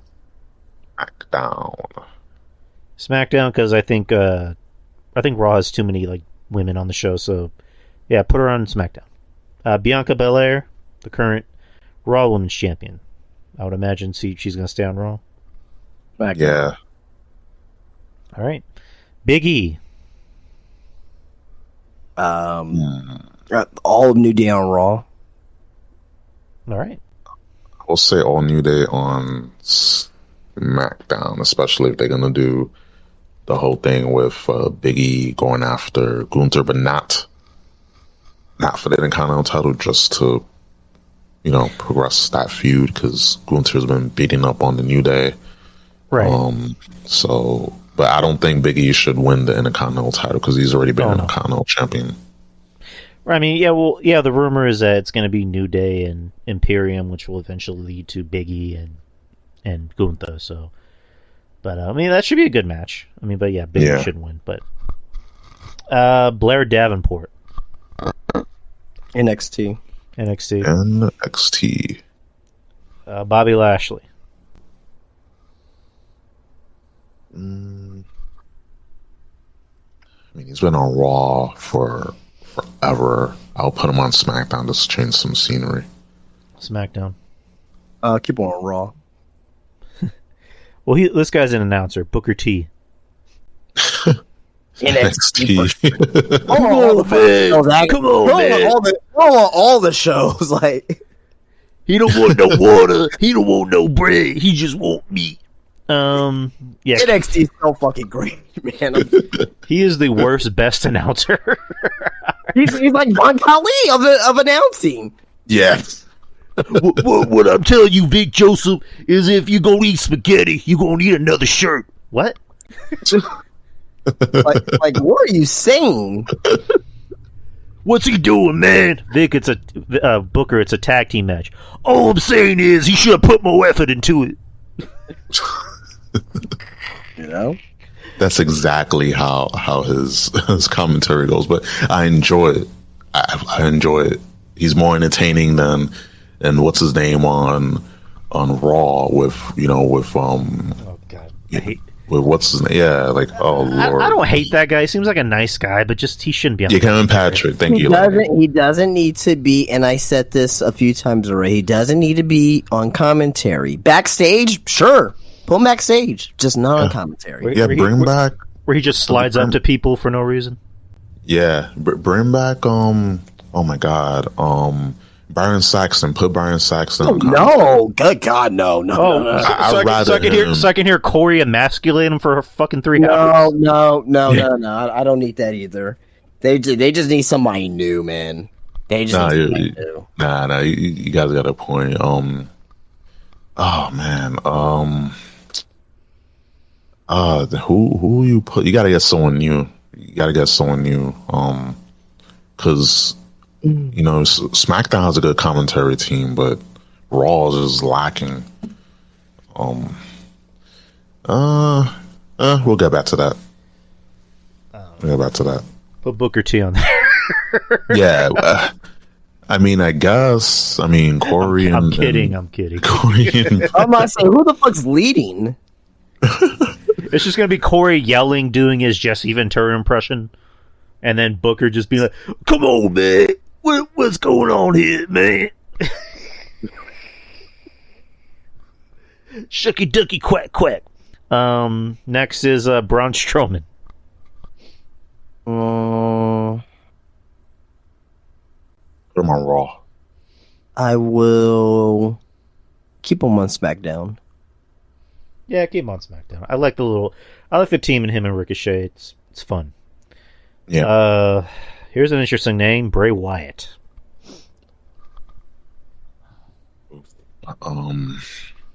Cut him. I mean, where has he been? It's a shame because I'm a fan of Bray Wyatt, but this is not working. I would cut him and he'll go somewhere else because it's just not meant to be, unfortunately. I'll put him on Raw. Sure. Brock Lesnar. He's gonna stay on Raw. Yeah, Raw. He goes anywhere he wants to. It doesn't matter. Like, he's just a wild card to me. I mean, He just shows up dressed like an evil cowboy now. like you can't put Brock Lesnar on a brand. Like, Right. you know. It's funny because like we liked Happy Cowboy Brock. Now that he's a heel again, he's wearing his scary dark trench coat. So I think that's funny. Braun Breaker.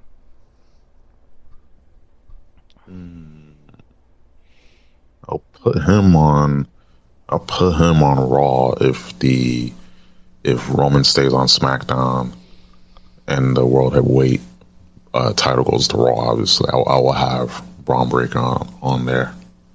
Yeah, put him on Raw. SmackDown. Bronson Reed.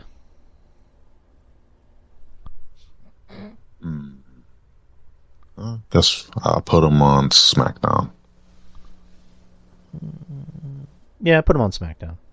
I'm going Raw for Bronson Reed. Brooks Jensen. So are we doing Briggs? I mean, I don't know if y'all watched NXT last night, but I did. I don't know if they're gonna get back together. I'm not sure, but I guess we can do them as a tandem. I don't know. Whatever you want to do. well, I'm keeping them as a tag team. I'm just gonna leave one NXT for a while. Yeah, NXT. Right. Yeah, I'll do the same. The Creed brothers.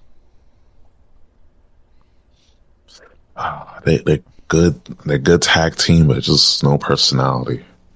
I would say put him on Raw, but put him with Chad Gable. That's actually not a bad idea. Yeah, like Chad Gable's full of personality, and I don't just do your own varsity club with them. There you go. Well, I'm gonna pull him on Raw. All right. Not for that reason, but I'm putting him on Raw.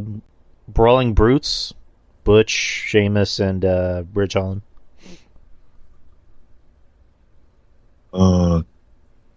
I put all three of them. Damn, I'll put them on SmackDown. Yeah, leave him on SmackDown. I'm going Raw. Cameron Grimes. Where the hell has he been? He's been waiting to be called up to the main roster. We'll see him soon. I'm on Raw. Raw. SmackDown.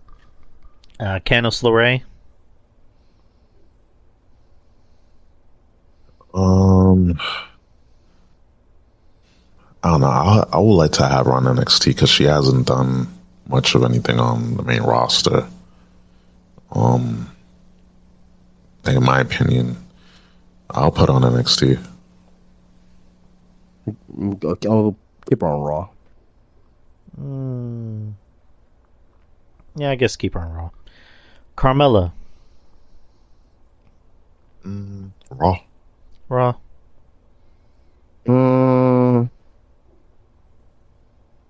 SmackDown for her. Carmelo Hayes. I mean, he just became champion, so keep him on NXT. It's NXT by default. He ain't going nowhere.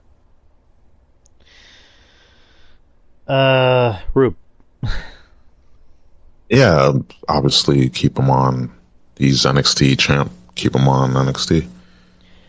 Cedric Alexander. Yeah, cut him. Well, I have Bobby Lashley on. SmackDown. So I'll put him and Shelton Benjamin on SmackDown if they're gonna bring back the Hurt Business. Wait, Actually, no. There's too. I feel like there's too many 3-mans on for me. My roster on SmackDown, so I'll put them on Raw. Because we do need more tag teams. Her business no more. They ain't coming back. I'm putting Shelton Benjamin in NXT. Yeah, getting repackaged, and hopefully have some bigger matches down there with the likes of Carmelo Hayes. all right. Good point. Yeah. Chad Gable, Raw, and put him with the Creeds. Yeah. Where did I have the Creed brothers at? I think I think he had him on Raw. Yeah, so I have Chad on Raw too. 'Cause Yeah. that's actually a good fit for them because Chad has some personality. I'm putting Chad on SmackDown. That's Tony D'Angelo and Channing Lorenzo. Hey, stats. NXT. Keep on NXT. Yeah, they're entertaining. I'll keep them on there. Charlie Dempsey, NXT. NXT. NXT. Charlotte Flair, since I put Becky on SmackDown, put Charlotte on Raw. Yeah, put on Raw. Because they hate each other. Yeah. Hold on, let me think. Yeah. Put her on Raw. Chelsea Green. SmackDown.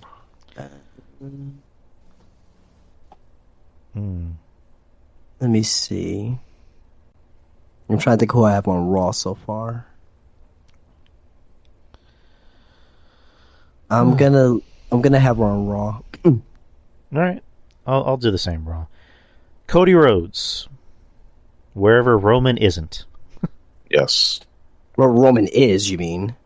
Oh, I'm sorry. I'm sorry. Like is. My bad. SmackDown. So I'm leaving Cody on Raw. So you think they're going to move Roman to Raw? Yeah. No. It's not what I think. This is what I want. I'm driving by what I want, not what I think is going to happen. All right. Yeah. So put them both on Raw. Cora Jade, who's apparently going to be coming up to the main roster pretty soon. SmackDown.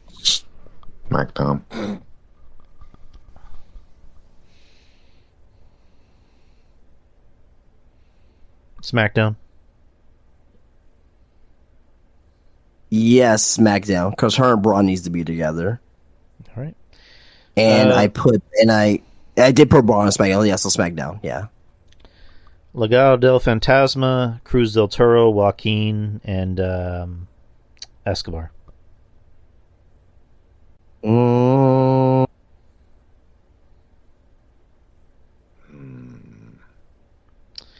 like Escobar, but it's just like with this LWO thing. I mean, I know it just brought up that, you know, they're selling merch, but it's like they never really seem to win matches.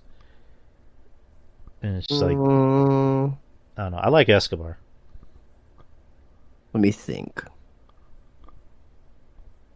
I'm trying to think of the tag teams I got on SmackDown right now. I don't think I got many tag teams over there because I got New Day on Raw.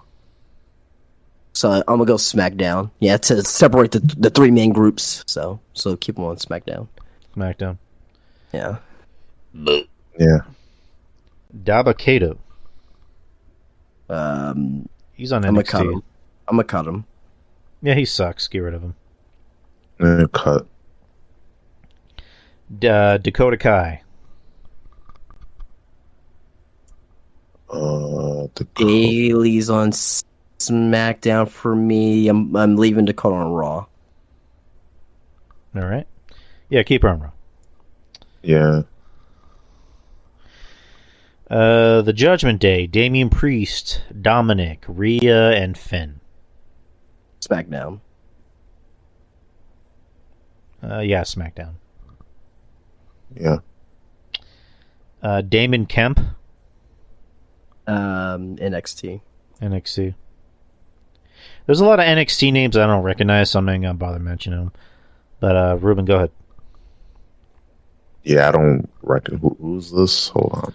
It's He was part of Diamond Mine, the one that turned on Diamond Mine, and he had the match with Julius Creed at one of the NXT pay-per-views. he's Gable and Stevenson's NXT. brother.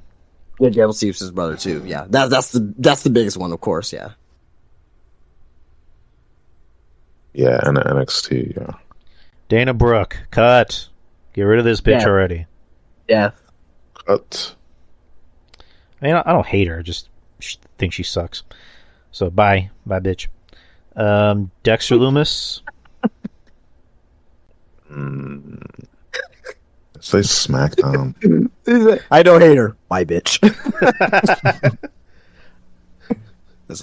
I don't hate her, but fuck that bitch. Dexter, I'm gonna say cut. Unfortunately. I'll say Dexter. I'll put him. Yeah, I'll put him on SmackDown. Yeah, I'm gonna put him on SmackDown. Yeah.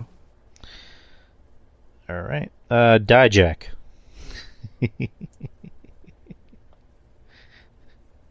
Keep on NXT. Keep on NXT for obvious reasons, and if RJ's listening, he'll know why. So keep on NXT. I like him in NXT. Keep him there. I'm gonna. I just don't like his character to be on the main roster, but he's too good to be in NXT. He should be on the main roster, but his character is not good for the main roster. I'll keep him on NXT by default. It's also not good for the women's division, but Yeah. we still need a women's division. Dolph Ziggler.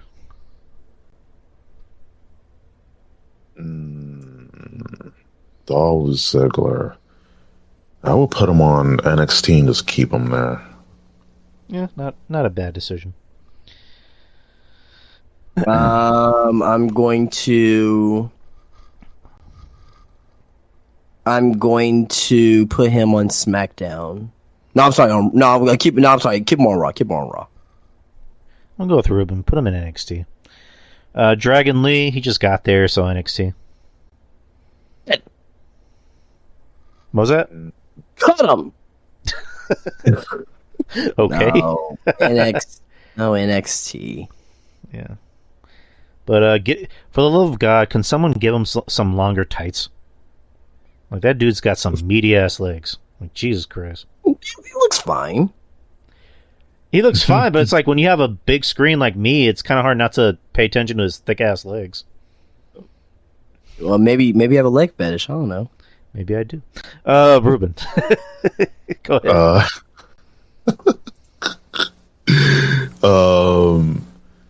Dragon Lee, yeah, I'll keep him in NXT. I'll keep him there. Drew Gulak, keep him. I like him in NXT. NXT. Yeah. He's also like a trainer for like NXT, right? I'm assuming he's doing some of that stuff now. Yeah. All right. Here's an interesting name, Drew McIntyre. Let's think. SmackDown. I'll keep him on SmackDown. To me, I think with the new world title, he's going to be maybe someone who's going to be in contention for it. And it wouldn't surprise me if he becomes that new champion. So I guess wherever that world title is, and so since we picked, Cody and Roman going to Raw, I would say, yeah, keep Drew on SmackDown and have him be that new champion, possibly. Just my opinion. Duke Hudson, keep him on NXT. Yeah. Yeah. Eddie Same. Thorpe, NXT. NXT. Yeah. He just debuted. Like, he doesn't need to be going anywhere. Yep.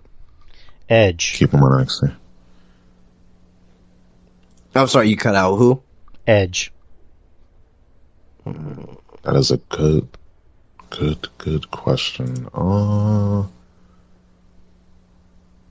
Put him on Raw. Yeah, keep him on Raw.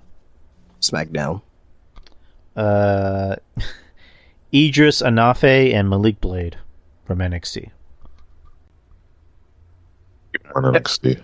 They're super fucking good. Keep them on NXT. Give them some characters and have them be in contention for the NXT titles, and you can call them up like a year or two later. But they have upside. Yeah, keep him. I like him in NXT. Elektra Lopez. My house. My house. Get rid of Zelina Vega and just put her in the group. Because I hate Zelina. I mean, I don't hate Zelina. She just sucks. I disagree with that. I think Zelina's a better mouthpiece than Elektra, but well, then I'll put her mouth to use. Anyways, she sucks.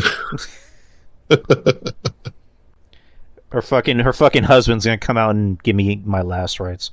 Yeah, Elektra. Put her on the main roster and get rid of Zelina. That's just my opinion. I'll keep her in NXT. So, and all right, Elias.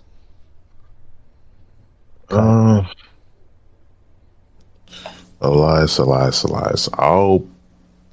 My heart is saying cut him, but I would put him on. If we can rewind the time, the 2016, just keep him on NXT. as the Drifter. Yeah, The Drifter. I just whichever brand he's at, just leave him on there. I mean, Things on SmackDown. He's on Raw. Yeah, so leave him on Raw. You know, I'll change mine to Raw because we still need more enhancement talent. So we can't fire everybody. So Yeah. Well, I was gonna make my Elias situation simple. Turn him heel, keep him on Raw. But he's not heel right now. So pretty deadly. Yes, boy. Yes, boy. Not NXT. They're gonna be called up. I'm gonna put them on. I got New Day on Raw. I'm gonna put them on SmackDown. All right, same. Yeah, same. I agree. Emma. Her and Madcap, Raw. Yeah. Same. Yeah. All right, the Viking Raiders. Oh man, like they were awesome when they were in NXT. Like, what happened? I will say this: I think Sarah, what's her name, Sarah Rowe, like she adds something to them, but the crowd just still doesn't react to them. Yeah, they just don't have much reason to, to react to them. Unfortunately, it's just, yeah. But which brand are they again? They're listed as SmackDown. Yeah. Yeah, keep them on there. Let's keep them on there. All right. Gigi Dolan.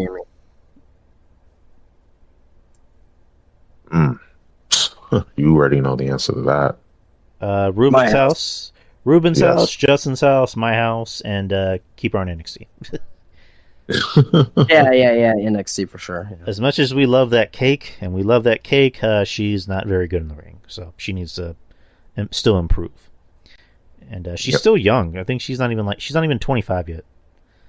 So, Imperium. I think we said SmackDown, right?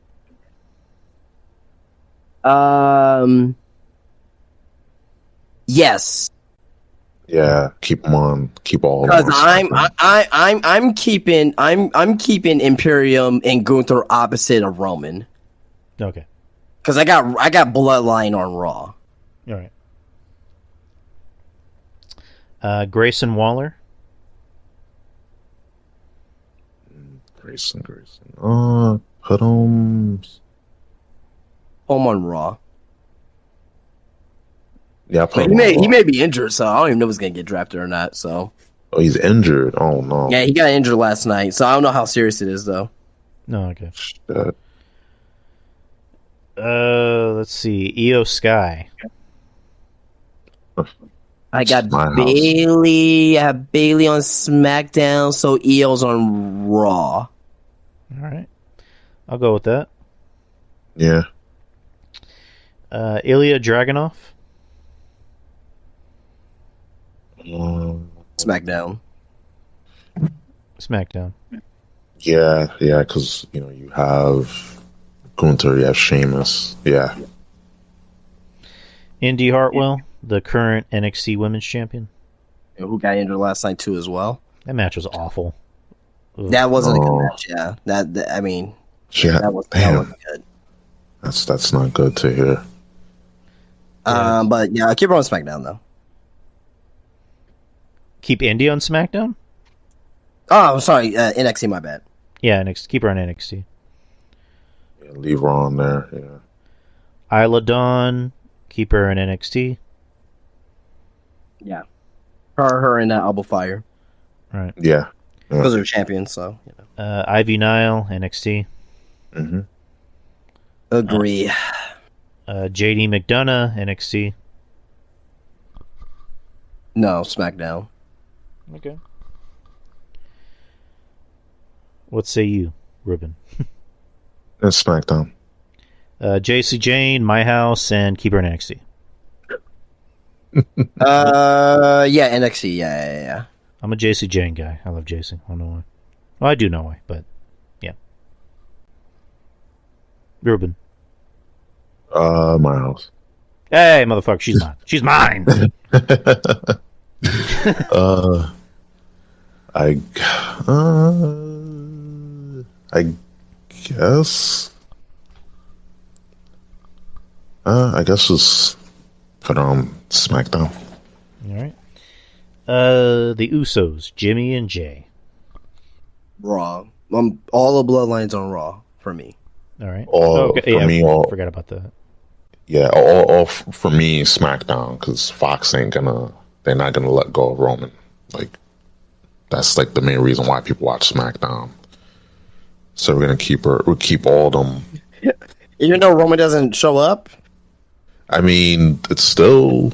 Nah, I'm just giving you a hard time. Yeah, they still want him on there, so I'm just gonna keep him on SmackDown. All right. Jinder Mahal, cut.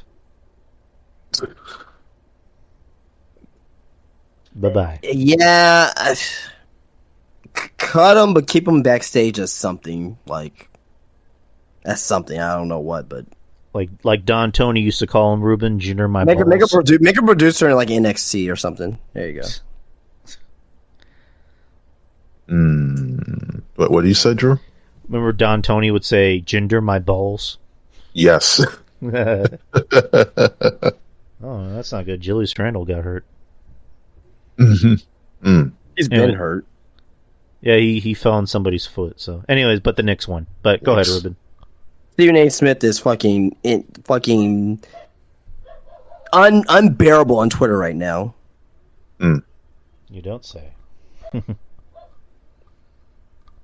Interesting. But what's your choice for Jinder? I mean, you gotta acknowledge the modern day Maharaja, but I mean that meme is gone, came and gone. So I'll just keep him on NXT. Just like leave him down there. He doesn't need to be on the main roster. No one can take away the fact, unless he does something heinous. No one can take away the fact that he was WWE champion. Which, I mean, people still gotta live with that. So it is what it is. But yeah, he's a nice guy, but yeah, that was a rough time. So just keep him in NXT. Keep him on there. All right, next is John Cena. I'm not putting him on a brand. Yeah, he can do whatever he wants. Yeah. So, Johnny Gargano. Did you? Never mind. So Keep him on Raw. No, I was like, did you skip like a couple people? just a lot of NXT people that are like obscure. And because I'm everybody that's kind of in a group, I'm just putting them together, like LWO, Judgment Day, Imperium, and just tag teams. And then there's like Jerry Lawler, who isn't really on a brand. He's just, he does his own thing. But yeah, just very obscure NXT people. I mean, I can name them if you want me to. Yeah, no, it's okay. Johnny Gargano Raw. That's where I have Candace. Raw. Yeah. Luke Gallows and Carl Anderson. I guess put them wherever AJ is.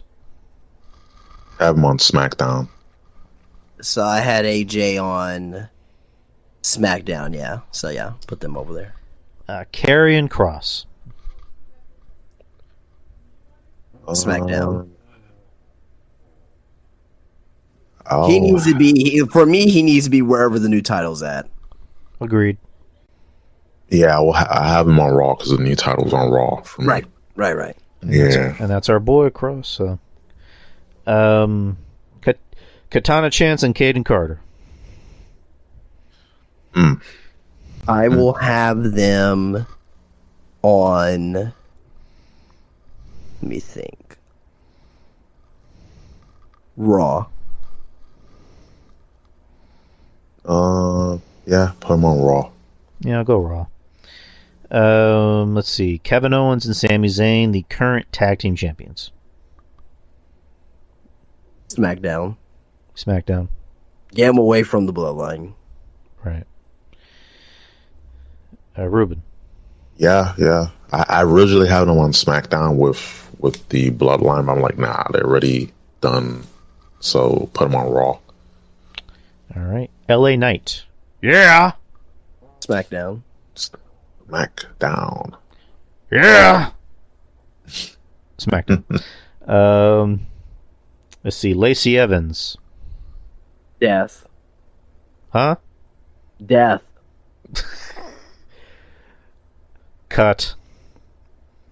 Because she's a cunt. cut. Because she's a cunt. So fuck her. Bye. Yeah, I'll cut her. Just no. Just no. Fucking go to control your narrative, you dumb cunt. Control your racism. Control your racism, same shit. Lita. I mean, Lita. I guess Lita's on Raw, but she's not really full time. Lita doesn't matter. It doesn't matter. She doesn't matter. No, she doesn't.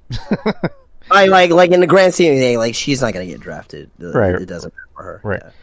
So, but Liv Morgan. She's with Raquel Gonzalez. They're the women's tag team champions. In their case, since they're the women's tag team champions, you just like say they can go on whatever show they want. They go on whatever show they want, but they still need to be drafted, I think. I'm gonna go Raw.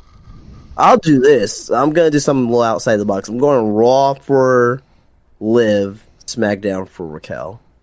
All right, I'll do the same. Yeah, that sounds about right. Yeah. Logan Paul. He doesn't belong to a brand.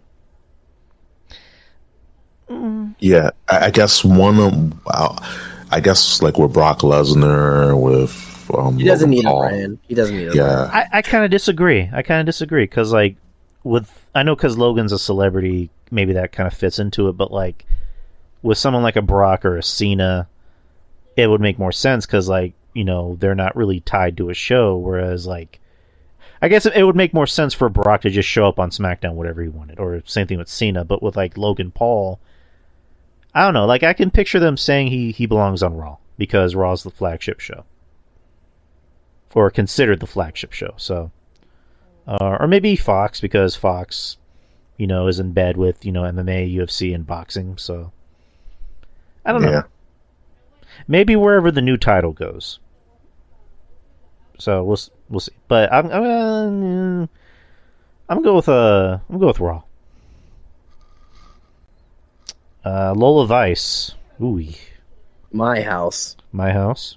She ain't going no fucking where. My house. I don't care if you can wrestle or not. You got a lifetime contract with me. You gotta fulfill your obligations. Yeah, no. She has to. She definitely needs to. Pay her dues with me. If you know what I'm saying. Did you get it? He's talking about his dick. Yeah, my house, and then keep her in NXT. Yeah, NXT, but my house for like the next 25 years of your life. Yeah. Sex slave. Nope. Jesus Christ. No water for you. The only water that you're gonna have is this fucking semen. That's the only thing you're gonna be drinking tonight, baby. Hey, it's filled with protein. It's also good for your skin. Yeah. Yes. There you go. You know what I mean? Ruben, where's she going? Mikasa, that's where she's going. My house. But yeah, wait, she's in NXT, right? Yeah, she hasn't debuted on TV yet. Okay, yeah, so we keep her on there, yeah. I mean, she's been on Level Up, but not like USA. At least to my knowledge. I haven't seen her on USA yet. Nope. Okay. Lyra Valkyria, keep her in NXT. Keep her at my house, too. There you go. Yeah, but keep her in NXT, yeah. MVP, keep him wherever almost. Well, he's gonna be with Bobby Lashley, so I'm gonna keep him with Bobby Lashley. All right. Even though they're like not together, like you can do that. So where would almost go?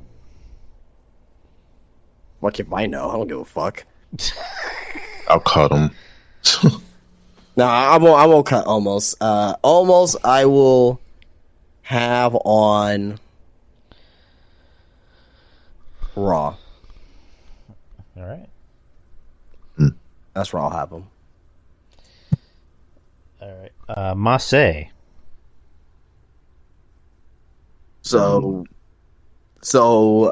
Maximum Male Models, I will Actually, fuck that. Get rid of that stupid ass gimmick and let him just be Mace again.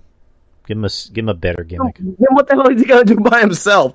I don't say I like the gimmick, but get him away from this game. What the fuck is he gonna be doing by himself? Like nothing? I don't know. Just let him do something. Because the gimmick sucks. I mean, Yeah. the guy's like... I hate the gimmick, but I'm gonna leave them together as what they are, because if you break them up, then they're not gonna be on TV at all. I mean, get him away from Mansoor, because Mansoor is a bad influence, remember?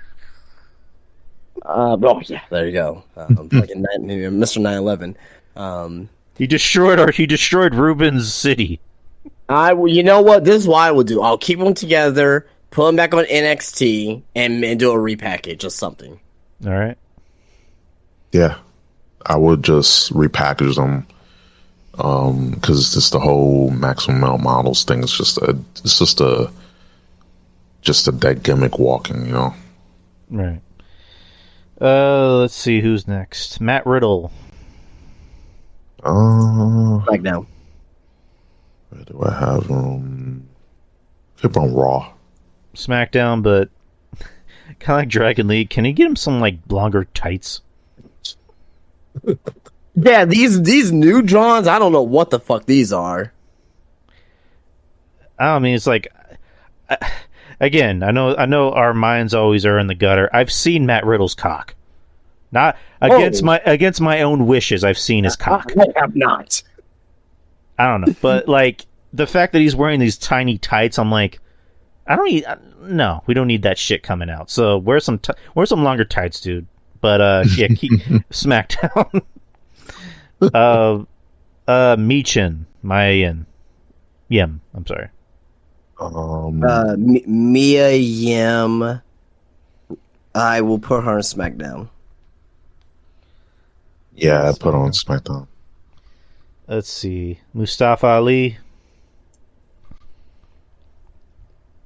I will put him on Raw, actually. SmackDown. Raw. Natalia. Let's put her in NXT. I mean, I'll trade her for a sister. She can go to my house. Replace her with their hot ass sister, and nobody's gonna care. Right. But I'll put her on Raw though. It's like Natalia's out, Natalia, and it's like it's clearly her sister. But we're not gonna be bothered by it. Let's see. Nathan Frazier, keep him in NXT. Yeah. He's fucking so good. Oh, he's pretty good. I like him. Ruben. Yeah, keep him in NXT. Nikki Cross. What? Wait, what? Raw. SmackDown. SmackDown. Raw. Nikita Lyons. My house. Damn. I called dibs. Well, I was gonna say dog fart, but I forgot that's not an option. yes. NXT. She's injured right now. So yeah. Yeah, keep on there. Keep on NXT. And she's got an ass. Her ass is so big, it's got a congressman. Let's see. Odyssey Jones. You forgot Noam Dar. Oh, Noam Dar. Yeah, Noam Dar, NXT. Yeah, keep on Gosh, NXT. Nova. He needs a shout out. Yeah, NXT though. Right. Odyssey Jones. NXT. NXT. Oro Mensa. NXT. NXT. Otis.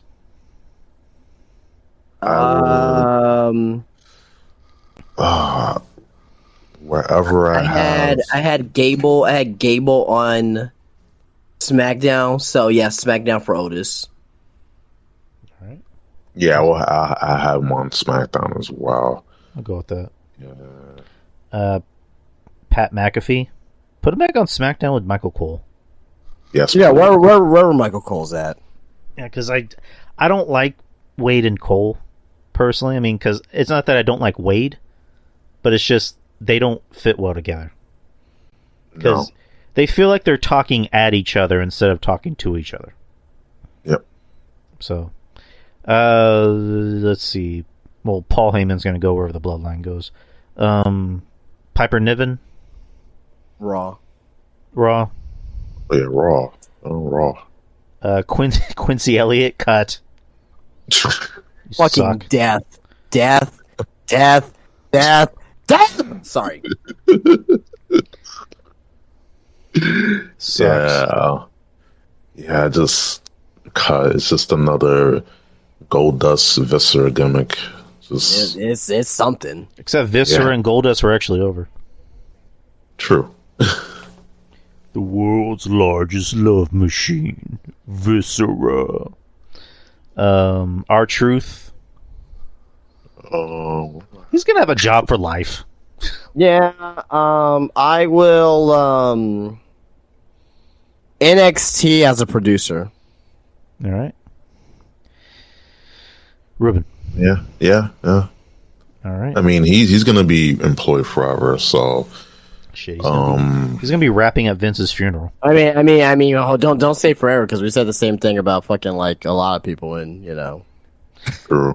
I don't know, but everybody universally loves R-Truth or Ron Killings, whatever you want to call him.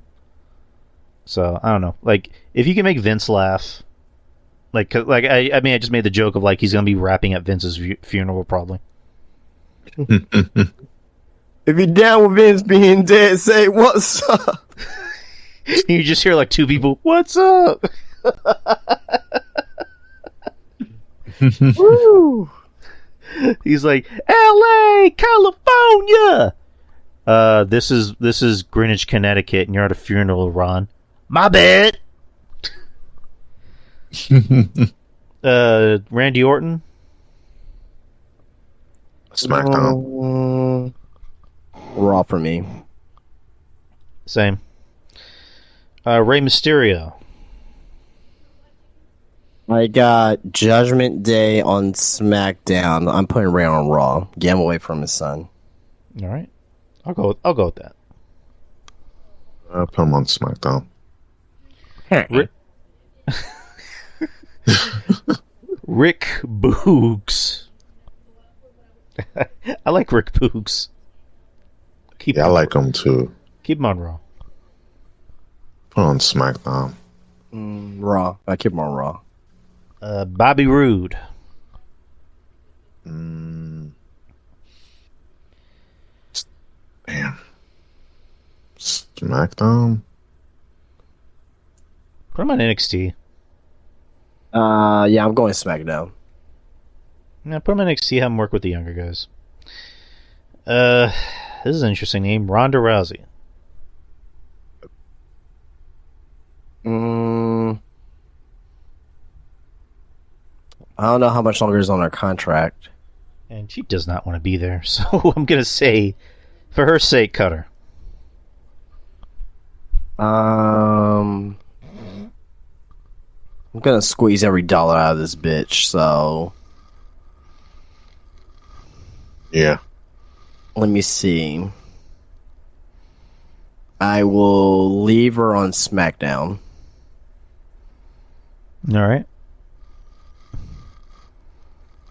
Ruben. Ronda Rousey, cut her. All right. We'll cut.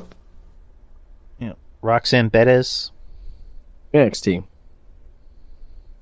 Put on NXT. Raw. Nah, she's way too fucking green.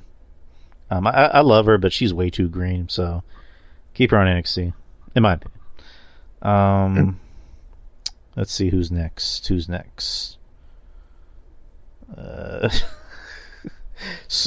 Scripps. You mean Kai Cenat? I guess whoever that is. NXT. Keep NXT.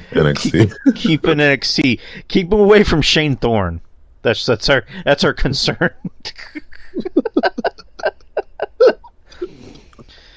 Oh my god, we shouldn't be. I shouldn't be laughing at that, but I am.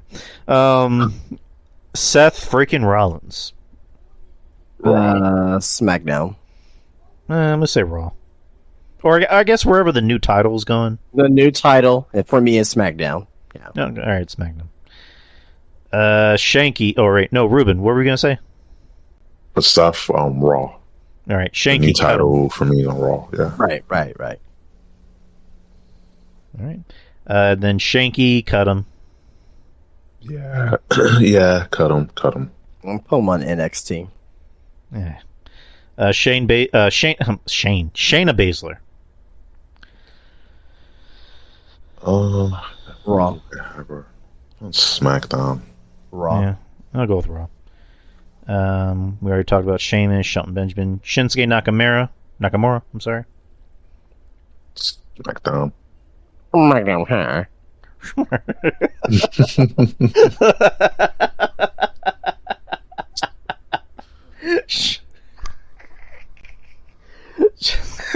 SmackDown. I don't know why that killed me. Jesus Christ. Oh my god. Shotzi. SmackDown. Raw for me. I'm gonna say my house first and then go back to NXT and learn how to wrestle. True. Just don't poop on my chest or whatever crazy shit you're into.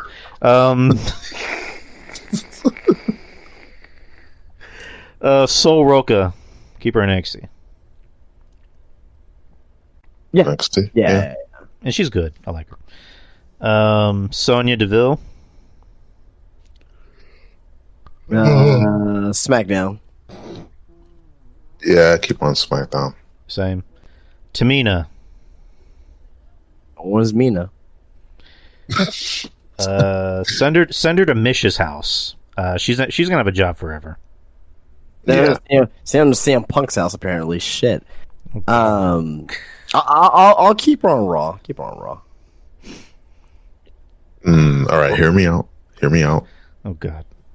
Misha's house, my house, and then put her on NXT. All right.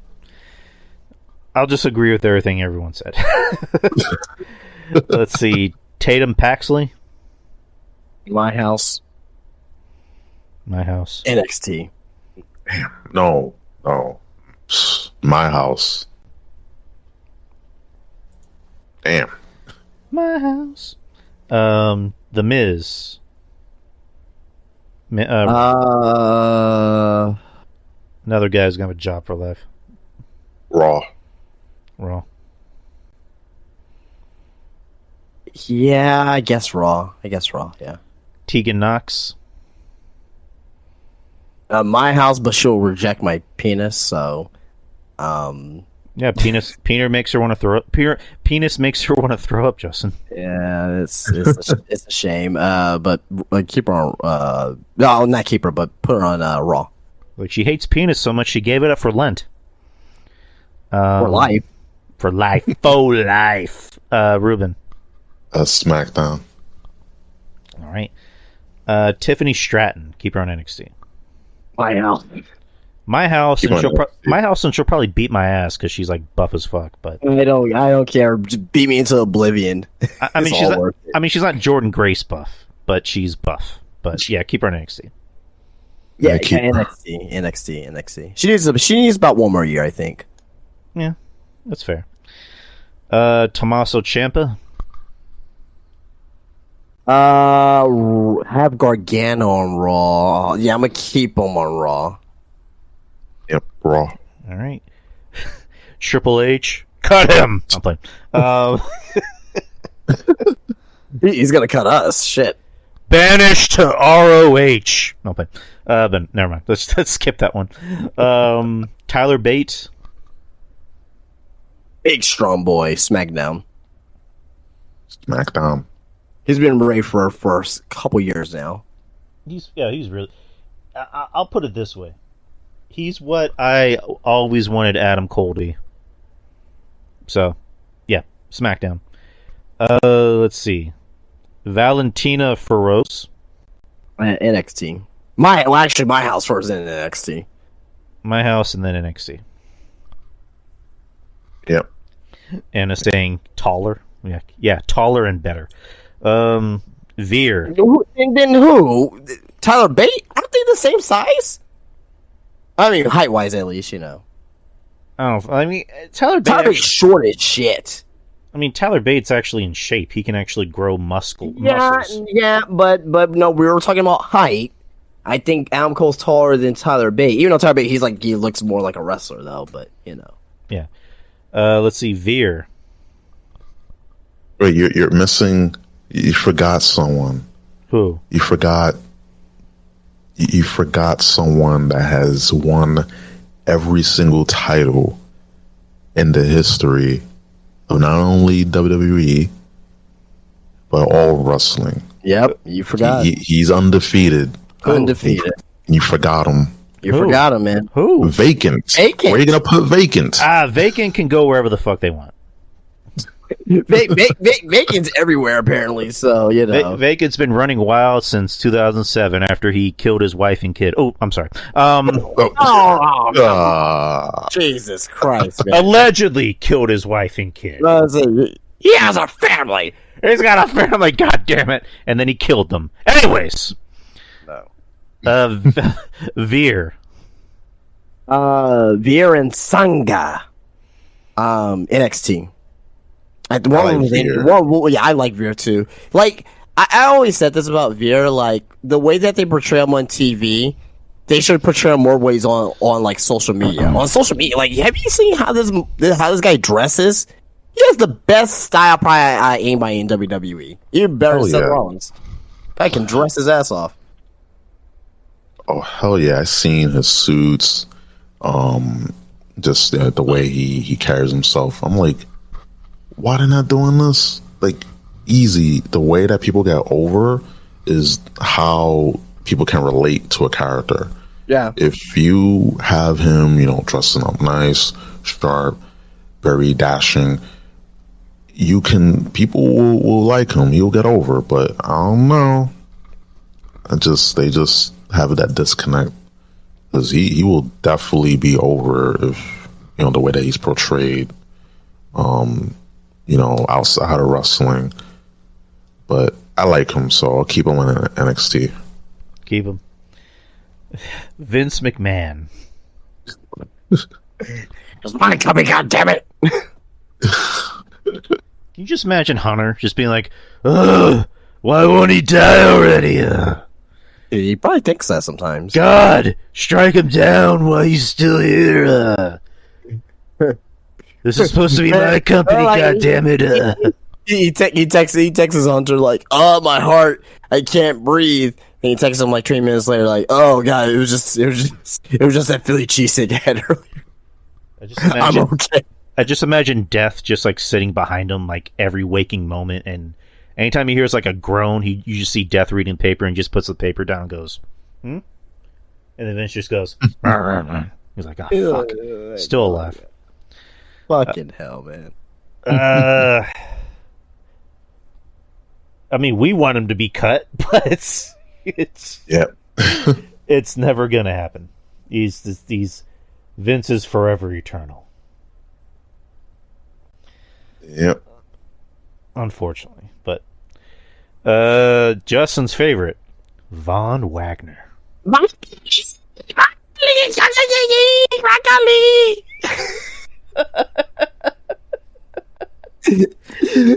God. He deserves all the fucking titles. Like, I don't care. Just have him win. Just have the throw Roman. Fuck it. Put him on Raw. The throw Roman. Yeah, put him. Man. I like Von Wagner. He's growing on me. And finally, oh God, I don't know if you heard his promo a couple weeks ago. It was so terrible. But it was awesome. It was great. My father was a Beverly brother. It was bad. It was so bad. Hey, RJ. WWE. Oh my God, it was terrible. He's in the it's so bad that it's good. Like, it's comedy for us category. It's ridiculous. Well, apparently the Office thinks highly of him. They wanted him to be a WrestleMania main event. Yeah, I mean, I see where they're coming from, though. Like, obviously with his size, obviously, they love their guys with mid to long hair. So I mean, he fits that bill.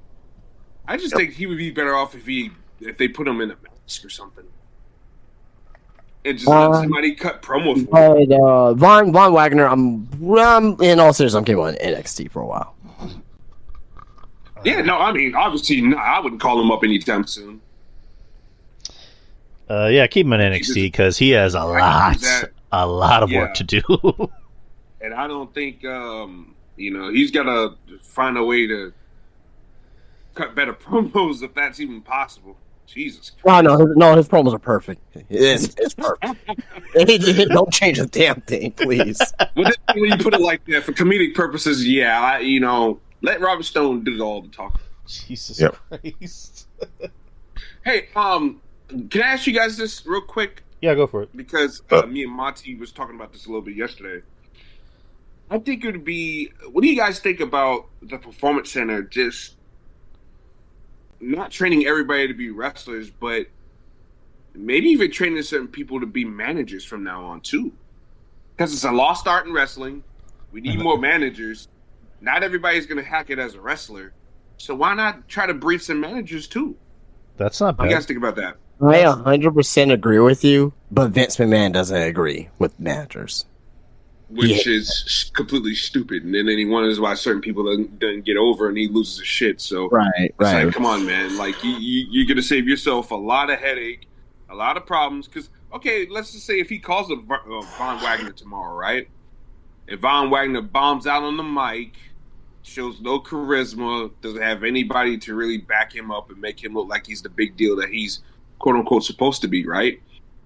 No, all Von Kali needs to do is like, hey, I'm gonna kick your ass.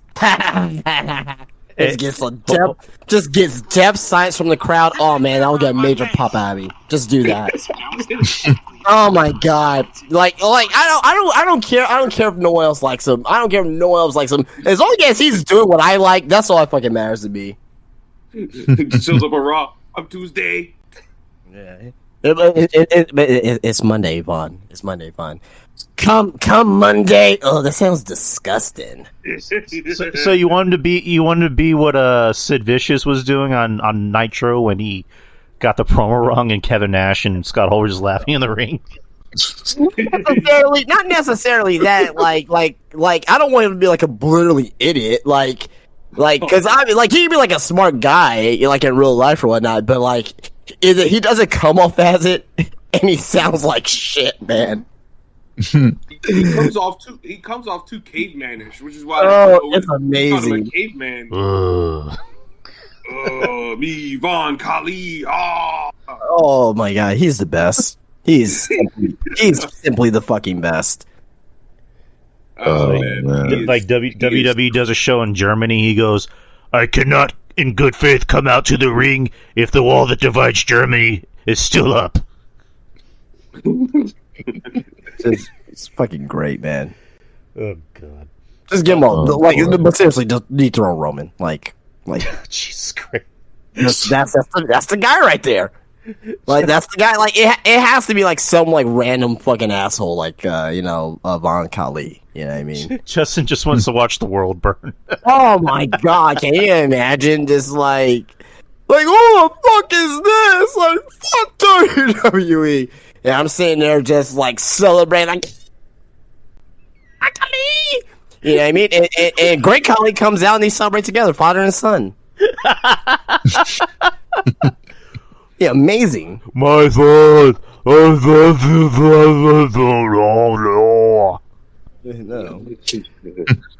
Oh my god! And just have Booker T do commentary when that happens. With Booker T on commentary, yes. I don't know what the hell just happened, but Chucky Ducky, quack quack, no bread, no water. He just says all of his catchphrases in like one long sentence. like holy shit! Everybody wants some. You better be big enough, bad enough to take some. You gotta do what you gotta do to get what you need to be at. Like you see Vic. These two men get it. Oh man. Oh my god. Oh man. But RJ, we were doing our own version of the draft, which is coming up this Friday, and we were kind of like already kind of towards the end. But for some reason, Vince McMahon is listed as an employee, which he is an employee, but I don't know. On the roster, yeah. I don't know. Right. What would RJ do with Vince McMahon? What RJ would do with Vince McMahon would get me canceled. I wouldn't be an executive ever again. Put Vince McMahon on TV, and Vince McMahon's going to be doing a sexual harassment storyline. Oh, Jesus Christ. We're going to have Art imitate life. Oh, God. And the heroic babyface is going to get, they're going to get the rub by kicking Vince McMahon's ass live on television. Vince goes up to fucking, someone like Piper Niven or somebody. He's all like, hey, you know Donald Trump? And Piper's like, oh yes, me matey, or not me matey. Well, whatever Scotch accent, like yes, me matey. Then he just grabs her by the pussy, and he's like, oh yeah, I'm doing Donald Trump right now. There's a lot to grab, pal. He's grabbing Piper Niven by the pussy. Yeah. Make a faction. You know what? Not to make this political, but I still can't believe he said that and got elected right after that. Like, you can do whatever you want to with it, kiss him up, grab him by the pussy. Like, what the fuck? All right. Oh god, it's good times. Good times. I had another joke, but I don't know if I should say it. Okay. I'll just keep it to myself. Von Kali. Next is Wendy Chu. My house. My house on NXT. Yeah, but keep her in NXT though. Yeah, Keep her in NXT. Yeah, keep her in NXT. Just let her polish whatever the hell she's got going on. All right. Wesley, keep him in NXT. NXT. Yeah. Xia Li. Yeah. Send her back to NXT. No. If you ain't gonna cut her, Either send her back to NXT or get rid of her. Honestly, I'll keep her on SmackDown. you would. Yeah, keep on. She's going nowhere fast, man. Oh, I ain't say she was good. I'm pushing her. Yeah, I mean, you need talent on that show. So Yeah, you need jobbers. But Yep. by the way, RJ, congratulations to your Knicks. Yeah, we got rid of those goddamn pesky Cavaliers. So the mission statement was done, and my brother has gone 0 dark 30 ever since game 4. So I think he's upset. Ruben, what were you gonna say? Who's this? Who's this? I think we were talking about Xia Li. Xylee. Man, I like her because I seen like off TV, but no, like send her to NXT. Put her keep her there. Just I don't know, just she's not connecting with the fans on TV. Nope. Zion Quinn.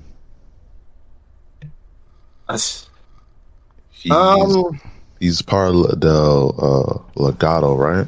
no, he's the big New Zealand looking guy on NXT.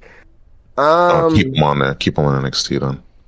He has promise. He's so green, but yeah, I'll give him a year or two to develop NXT still. Yeah, But they kind of failed him though. Like he had something going on there, and then all of a sudden they started bringing all the UK guys, and then his development and everything got cut short and pushed to the back burner. So I hope they can finally do something with that guy and get him to where he needs to be. Because I think he's a guy. He's got a badass look, and I said it yesterday after looking at my man. What's his name? Oba last night. yeah. He's He's really good. He had now I don't know now with him Obafemi. Now I don't know if that was his first match and it was kind of he may have a month or two to get that ready for that match. He looked good, but I think he has right now bigger upside than Zion Quinn in my opinion.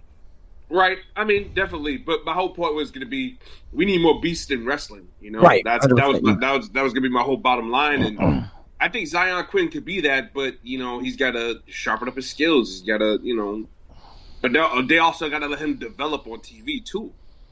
You know what I'm saying? There's one thing to see what a guy has to do in the performance center versus what he can do live in front of an audience. Sometimes, certain things happen in reverse.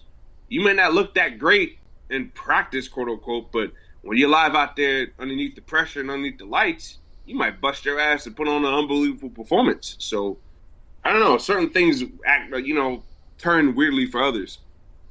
So, I just hope they give him a chance to ride with it because I think he's got potential. I think his name is goofy though, Zion Quinn, especially the way he spells it. It's like, huh? but whatever. What do I know? It's exotic. It's exotic. Zion Oh Quinn. God. But yeah, that's the list. That's everybody. Everybody? I mean, Never saying nobody. No, I mean we put the factions where we thought they were best suited, and yeah, the rest of the list is just like announcers, ring announcers, commentators, and just very obscure NXT people that need to be in NXT. So, I wanted to play this clip real quick and it's about the CM Punk thing, but let me play it real quick. Well, in a surprise this afternoon, CM Punk showed up at the Raw show, and he went in. He apparently he flew from Florida to Chicago on a flight with a lot of the talent. Yeah. And he showed up and he went in and talked to some people for a while. I would say probably about 20, 25 minutes. Talked to Paul Levesque. That was the main guy he talked to. And then he was asked to leave. Yep. What is going on here? Well, if I, if I say what I think, I'll be as reckless as all the people who say what they say about us. So I'm not going to say anything. We all have our theories. Punk ass. You can hear the pain in their voices. If only there was some how so? I mean, I don't really hear that, but teach their own. They just, again, maybe I'm just being a dick. Well, maybe I am, but like, just I don't know. They just sound, I don't know. For some reason, they just sound depressed to me having to give that news. Where it's like they've been talking all this. Mainly, it's been Brian Alvarez talking all this shit about Punk. But I don't know. But it's I just thought that was funny to listen to. But I mean, RJ, you weren't here earlier. But what are your whole thoughts about the CM Punk news? Him being backstage at Raw this Monday. When I first saw it, when I woke up, that's one of the first things I saw Monday night. That whole thing, I was like, "Oh, Punk trying to stir it up, huh?"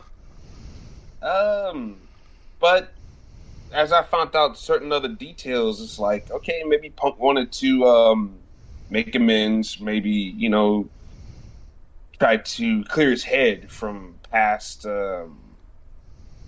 I wouldn't say traumas, but past dealings and stuff like that with a guy, because people singled out Triple H and The Miz, two guys he's been very, very critical about over the years. Even when he came back to do the Fox show, like he was still doing interviews, being very critical of The Miz and CM Punk, or The Miz and Triple H, excuse me. So I thought that was interesting that he went back and he tried to mend fences with those guys. And apparently he wanted to stay a little bit longer, but, was asked to leave by, Vince or whatever. That's what, the big guys in the reporting suits say. So, I don't know. I just think if that was that and there was no other cruel intentions behind it, then I think that's good on CM Punk for wanting to mature up and mend fences and stuff like that. Part of me thinks that if this stuff doesn't go his way, that he's trying to lob for a job. Right. But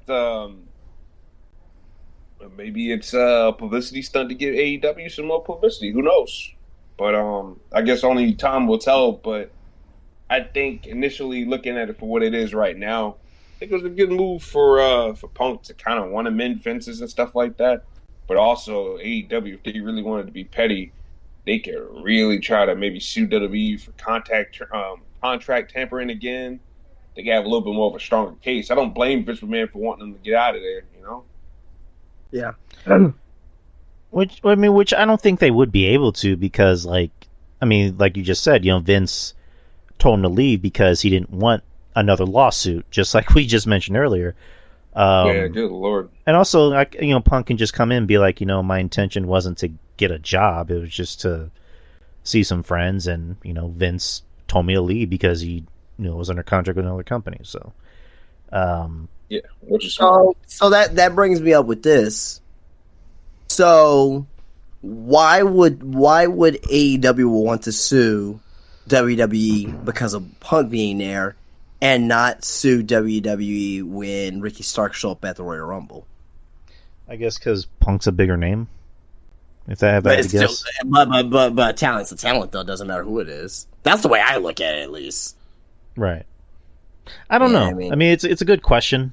Because Ricky Stark was supposed to stay his ass on the bus, according to Cody. That'd be seen on camera. Yeah, but regardless, though, it's like I guess it's different circumstances because Ricky was there with Cody and not with like Triple H. Yeah, he wasn't talking to Triple H. Yeah, so I guess you could say that, but I don't know, man. It's just all kind of weird. And again, as I said earlier, to me, this is more of a publicity stunt. It's just to get Punk's name back in the good graces of the casual fans of him showing up with WWE trying to amend fences. And once this new AEW show debuts and Punk's on that show, hoping to get new fans to come over and watch the product. That's all. To me, this is all what it was really for. I really think he did go over there, try to legitimately, and he really wanted to mend fences, but at the same time as well, he saw opportunity and he took it. Mm-hmm. Yeah, I totally believe that myself personally too. I mean, because I said earlier, Punk strikes me as someone who's very spontaneous, and just like, I forgot which one it was. I think it was RJ who said it. Like, Punk saw an opportunity, and he just said, "Huh, let me see what's going to happen if I do this." You know what I mean? So it's I think it's going to be one of those stories where it's going to be an interesting story for maybe like a week, maybe next week, but it's going to go away after a while. I mean, depending on what happens. I personally think Punk might just end up leaving AEW after his contract is up, but that's just me. I mean, because like we talked about last week, they supposedly want to make a new Saturday show just for Punk, and for people who want to be around Punk, and the people who don't like Punk are gonna be on Dynamite. Like, that's just it's an absurd thing. It's like, we're gonna make a new show for you because people don't like you. So let me ask this question: if this is a very far-fetched situation, right? Is a lot is gonna take for this to happen. But if Omega and the Bucks leave AEW, Punk is not gonna leave AEW at that point. Mm-hmm. No. And am I looking at that wrong? No, that's very plausible. Yeah. So it's going to be an either or situation at this point. Yeah. I mean, I should say this. That's what I said when I said earlier. Oh, I'm sorry. Just real quick. I should say this: the Bucks and Kenny leaving to WWE. That 100%. I think Punk will probably stay in AEW at that point. Oh yeah. Yeah. I believe that too. I mean, would you be surprised if Punk maybe just decides to just quit wrestling in general? Oh yeah.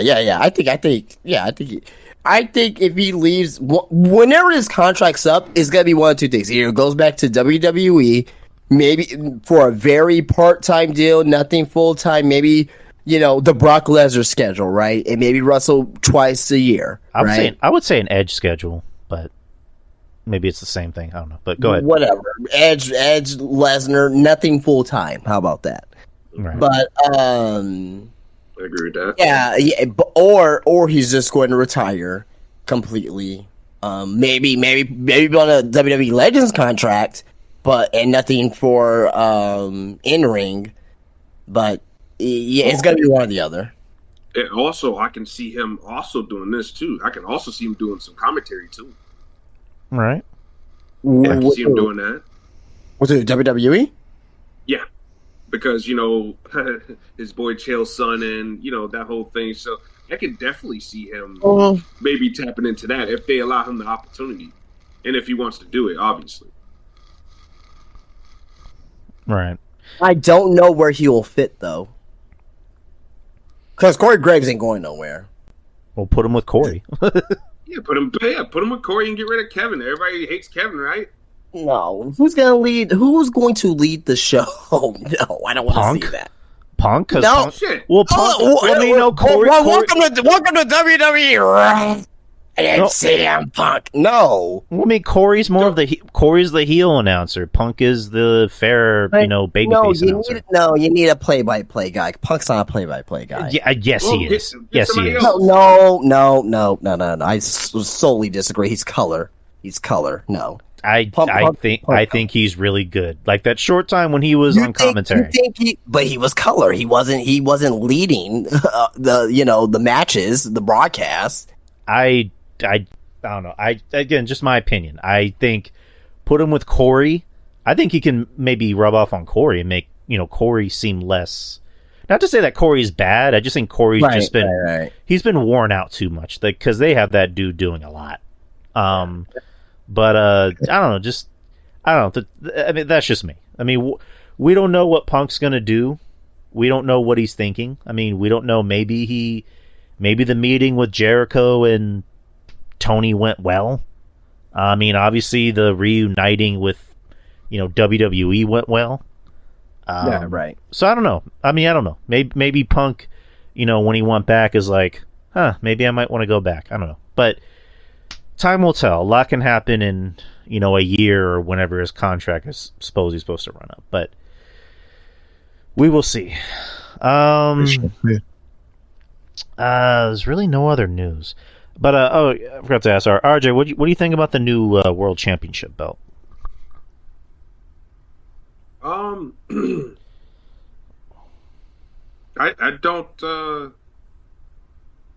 don't hate it at all. I don't hate it at all. I think the championship, I think it looks nice. Looks a little similar to the Intercontinental Championship in the sense where they got that gold right there in the middle of the center plate, whatever. But not bad, and it gives the other untapped talent something to do. We've been talking about it for months.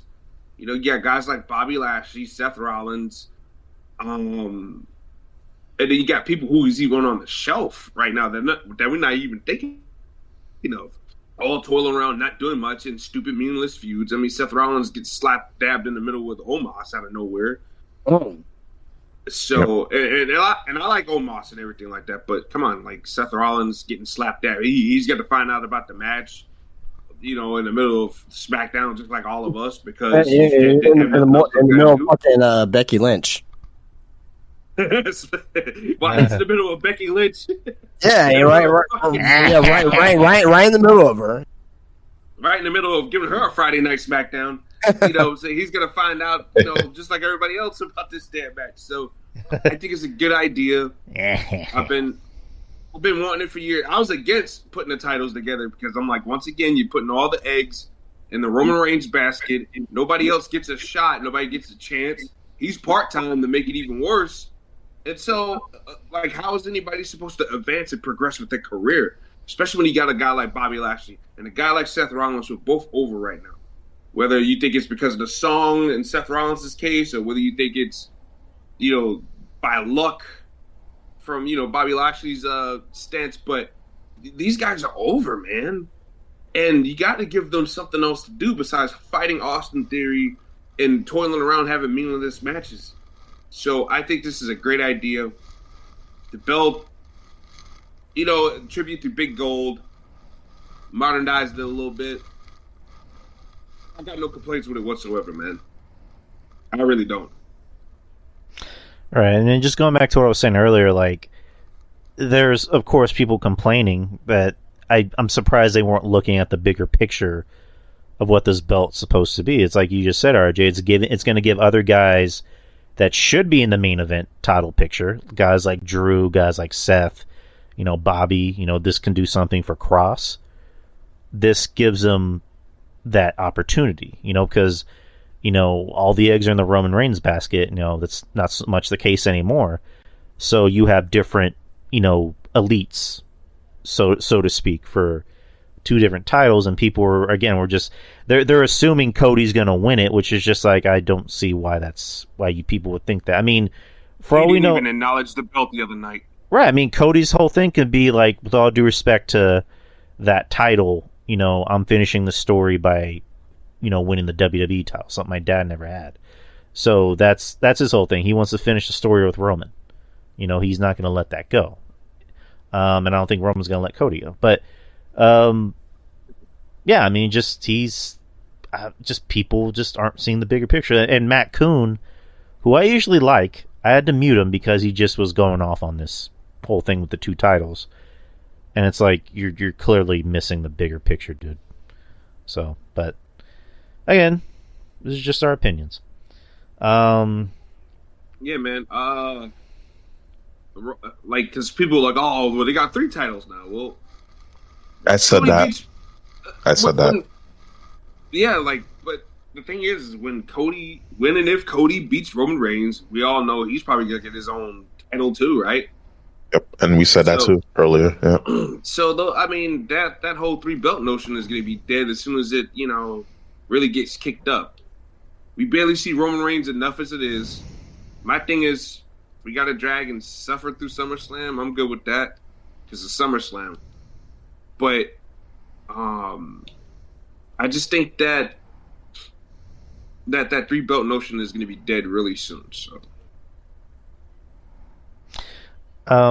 question. So, I know the idea that we've pitched was Cody, all roads, pun intended, lead to Cody maybe winning at SummerSlam. So May 27th, is going to be Night of Champions, and it's also going to be when Roman eclipses 1,000 days.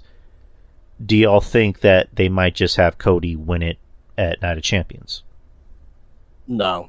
No way. Okay. No. No. No. They at that point, then you might as well just have Cody win at WrestleMania. Even though I would have been against it, you should just have him win at WrestleMania.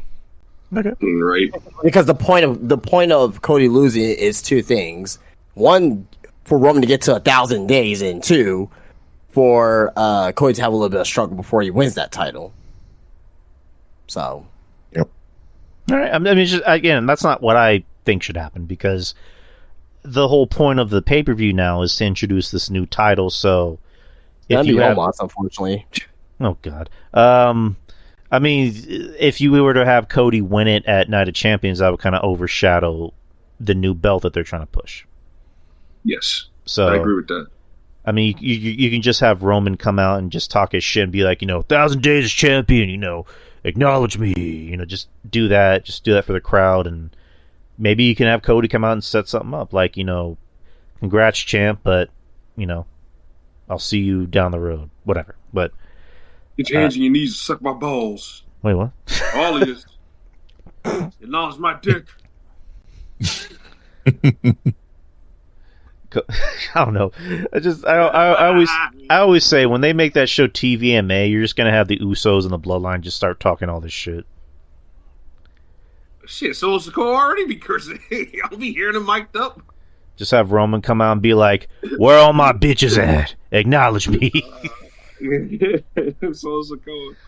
Oh, beat your fucking ass. I said, what? Yo. This guy is crazy. I love this guy. This guy's crazy. He's good. So good. That's really about it. Was anything anyone in particular wanted to bring up? Nope.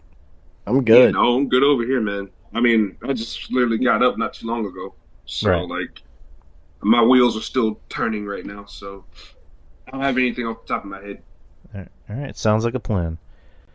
Maurice, we don't... Ruben Prime. What up, man? What's going on, big dog? You alright? I'm chilling, bro. Big dog. Yes, Big dog. The big dog. The big dog. The big dog. Da-da, da-da, da-da, da-da, da. Who misses 2017? Back on a time warp. Oh my god. Some of the craziest times. Oh yeah. Oh, there is something I wanted to talk about, and I don't even know why I forgot about it. I mean, it might be like a nothing thing, but, just, it's kind of, I guess, topical.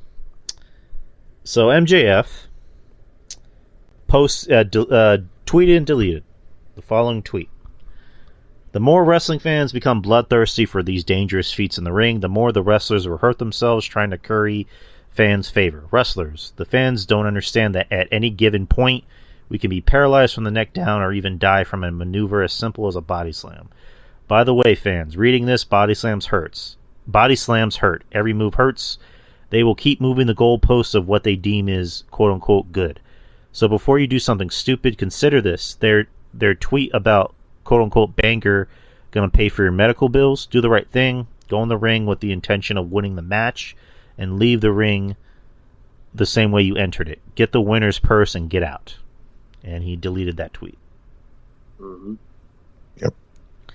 I mean, to me, that was part kayfabe, part shoot, mostly shoot. But, I mean, he didn't say anything wrong. You know what I mean? I don't know why he deleted the tweet. Like, you know what I mean? Like, what did he say that was wrong there? I mean, to me, it's not really a big deal at the end of the day. Like, he didn't say anything that was wrong. You know, nothing different from what Cornette would say. Nothing different from a lot of these other old time wrestlers would say. But really, MJF, he's an old school head. He's old school head in just working in the new school territory. You know what I mean? Like, he doesn't need to do all the flips and stuff, not because he can't. I don't know if you remember when he faced off against Bryan Danielson, he went up to the top rope at one time, and that got a big pop out of the crowd. You know what I mean? Because he never goes to the top rope. So, you know, it's just one of those deals where it's like, and I get it too as well, like to like someone, because I lean more towards of the cruiserweight style of wrestling. I find that very exciting. That's something I always gravitate towards too, ever since I started watching WCW back in back in the day, right? I always loved that type of style. But there's a way to do that style and tell a story with it, and there's also a way to do that style and just to have a spot fest. There's two different ways about it, and not in most circumstances, but a lot of the guys in AEW, they just do it just to do it. No story being told. There's no reasoning behind the moves. Super athletic, impressive, good to watch. But at the same time, it's like, well, what's the story behind this? Like, what's the reason why you're doing this 6:30, senton? You know what I mean? Hey, you're already signed to AEW already. You don't need to be doing this. It's not like it's Vikingo very first time in, on in America on national TV having to do this move to get his name out there, right? It's kind of like, you got guys like, what's his face? Isaiah Cassie and Mark Quinn still doing all these, unbelievable moves, but half of the time it's like, okay, there's really no purpose behind it. It's like, you get a little ooh and ah of the crowd, and that's it. Like, you still got, wrestle this match. And since you did like a fantasy type move, in the first 3 minutes of the match, how can you keep the fans in it? And a lot of times they don't. So I get where MJF's coming from. At the end of the day, most wrestlers need to learn how to work in the ring, learn how to keep the crowd invested, and learn how to. And basically, less is more. Less is more in wrestling. But sometimes you got we need to pull that move off. Just make sure it's at the time of a match or at the time of a certain feud where it will mean something. Yeah, you pretty much said everything that needed to be said. I mean, it's not really an issue. It's just like MJF has a tendency to do this thing where he'll tweet and delete. Yeah. Where, yep. It's obviously a thing of like, maybe Tony sees it and goes, take that down.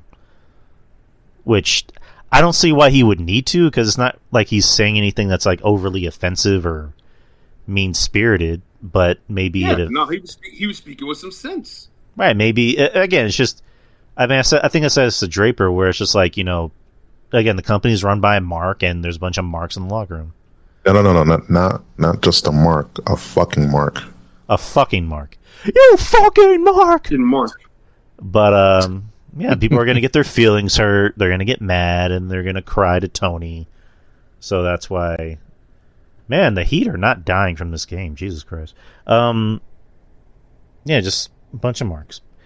And one little bit of news, and we're out of here. And this just came up, actually. I wish I had some sad music to play so I can talk about this. Ruben, are you able to play sad music? I don't have it queued up right now. Let's see.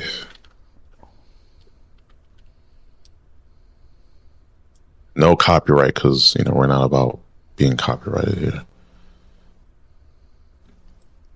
Know if you can hear this. You can hear that? I cannot.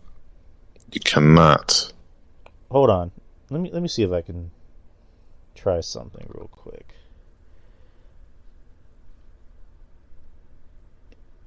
Sad violin music. All right. Can't hear that, right? I cannot. Hold on. Let me find something. Okay, here we go. Let me try this.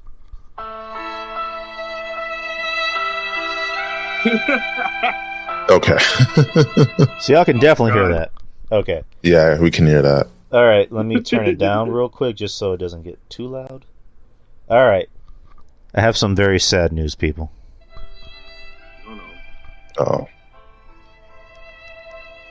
Some very, very sad news.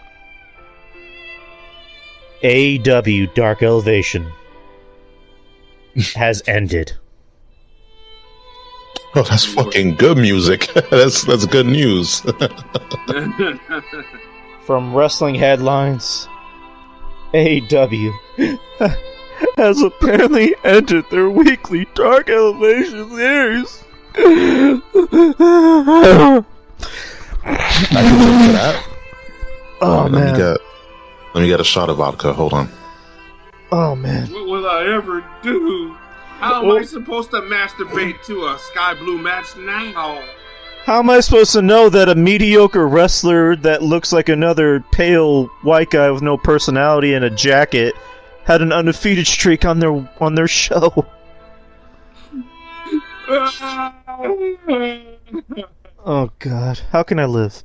AEW announced earlier this week that Monday's Elevation show would be a best of episode with some of the top matches from the past few years, but they did not mention that this would be the series finale.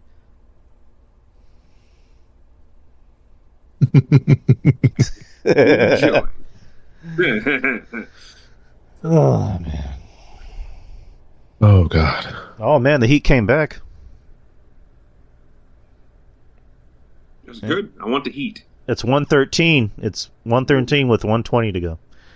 So it looks. I want the heat. I don't want the Bucks. I don't want no part of the Bucks.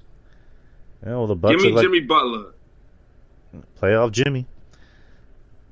Give me Jimmy Butler. We'll lock his ass up. Shit. Clank, Clank, go to your room, dog. Shit. Justice. Oh God! Y'all saw that justice he gave Dragunov last night. He fucked him up. Jesus Christ. That was great. I loved it. I was hoping that was a write-off for Dragunov so he could get called to the main roster. I hope so too. Honestly. I don't know. Can't wait. But yeah, that's pretty much it, people. But thank you guys, Justin, of course, Ruben, As always. and RJ for making a last-minute cameo. Yeah. That's the nature of my name. He made a surprise appearance. But guys, go ahead and plug your stuff. Whoever wants to start. Let me get mine out the way. Guys, you know where to find me. Spinebuster Tees on Instagram, spinebustertees.com. Spinebuster Tees in the Wonderland Mall in San Antonio, Texas. If you guys ever in the area, come visit. Yeah. But follow me on Instagram. I post every day pretty much. So, yeah. But yeah, that's all I got. All right. I guess go. You can follow me on Twitter, Mr. Ruben Prime. The Ruben Prime podcast is all over. Spotify, Apple, Google, Stitcher, TuneIn Radio, everywhere. TikTok. Dear God, why I have a TikTok? Mr. Ruben Prime and Ruben Prime Media and Twitch. Twitch.tv/Ruben Prime TV. I'm gonna try to stream again. We'll talk about that later, as the Usos will say. I have some things coming up in the pipeline with the After Dark show. Stay tuned for that. Me and Drew, we actually recorded an episode for Culture Attack, and we discussed the Mario Brothers movie, which was so good. If you guys haven't watched it yet, It's already gotten to 900 million, dude. Yeah, it's gonna hit $1 billion. It's gonna go over $1 billion, and then some. Like, it's crazy how much that movie is making, which is no surprise. It was like, wow, like it's actually a thing. And we actually which movie was this? Mario. The Mario Brothers movie. Oh, yeah. Yes, this is fucking Mario. Yeah, and as a proud Nintendo head and a Mario fan, I'm happy. Like, this is like I feel like I'm 6 years old again, which is it's pretty good. But yeah, that's where you can find me at. That's all my socials, podcasts. And yeah, and again, thanks for having me on, Drew. Absolutely, man. Thank you for coming on. Of course. RJ, plug your stuff. You can follow me on Twitter at LilRJ with anything and everything I say has no limits whatsoever. So if I want to talk about fucking your moms, I'm going to talk about fucking your moms. There's nothing that you can do about it. Not my mother. Everybody's mom. No, I'm just kidding. Good Lord. Oh, boy. But yeah, you can follow me on Twitter, LilRJ Unlimited. Yeah, you can follow my YouTube channel, the RTJXX. Play WWE 2K over there. We have our own Fed CCW. So if you guys want to check out some of that stuff with original characters mixed with a little bit of WWE guys here and there, it's over on YouTube, the RTJXX. So we have shows up just about every other day. So, and of course, you can catch me on the Brooklyn Power Trip podcast too. Me and Brother Monty doing a show tomorrow, actually in the morning. So got that going on. We're going to be talking about the draft and our detail and a couple other things too. So yeah, that's going to be good. It should probably be going up sometime tomorrow afternoon though. So stay tuned for that. You can follow us over there. And Patreon, Drew Yari and I did a grand detailed MCU review, from the beginning all the way to the end. We even talked about some movies that were out before the MCU even got started and kicked up. So if you guys want to hear that, how many hours we went, Drew? What, 5 hours? Fucking, right? I think we were literally a second away from 5 hours. That's crazy. But yeah, no, like it was good content though. Like it was a good conversation. So if you guys want to hear that, along many other shows that Drew Yari has on his Patreon, check that out, man. Check that out. It's only $5. $5. $5. $5 buckaroos. $5. Got a show with Ruben up there too, So as they mentioned before, I mean, you can't really miss with that kind of deal. Oh yeah, it's good shit. It's $5. Like my friend RJ just said here. I do 3 different shows. They're really non-wrestling shows. This is the wrestling show. The Patreon is non-wrestling for the most part. But I do a show with RJ, like we just mentioned. It's Revenge of the Savage Nerds. I think we've done 23 episodes already. And then, like you just mentioned, the most recent one, we reviewed the entire MCU from the first Iron Man. Matter of fact, before the first Iron Man, pre-Marvel movies, before Marvel was a thing. We even talked about the bad Marvel movies. Like, oof. So we went damn near 5 hours, and it was worth it. It was a damn good show. Listen to it. That's enough to get you guys to sign up for $5. It's just $5. You're not going to find a better deal like that anywhere else. I also do a show with Mr. Ruben Prime, like we just mentioned. It's called Culture Attack. We've done 7, I believe. And before that, we did a show called Worst of the Worst, where we just talked about bad movies. So, I mean, those episodes are still up there. So check those out if you like listening to our commentary on bad movies. I do a show with Jeff Lippman called Garden of Droom, which we were supposed to do something this week. We had to cancel at the last second, so we will be getting the episode up pretty soon. I believe it's going to be on Norse mythology. I mean, the point of that show is it's supposed to be kind of a take on Jeff's show Garden of Doom, but with a little bit of Drew in it. And I give Jeff an assignment. He does his research on said assignment, and he teaches everybody. So Mr. Lippman is here to teach y'all. And it's just $5 a month, people. And, of course, the regular show that you're listening to on here is going to be every Wednesday night at 8 p.m. Central Time on the Wrestling Soup Discord chat.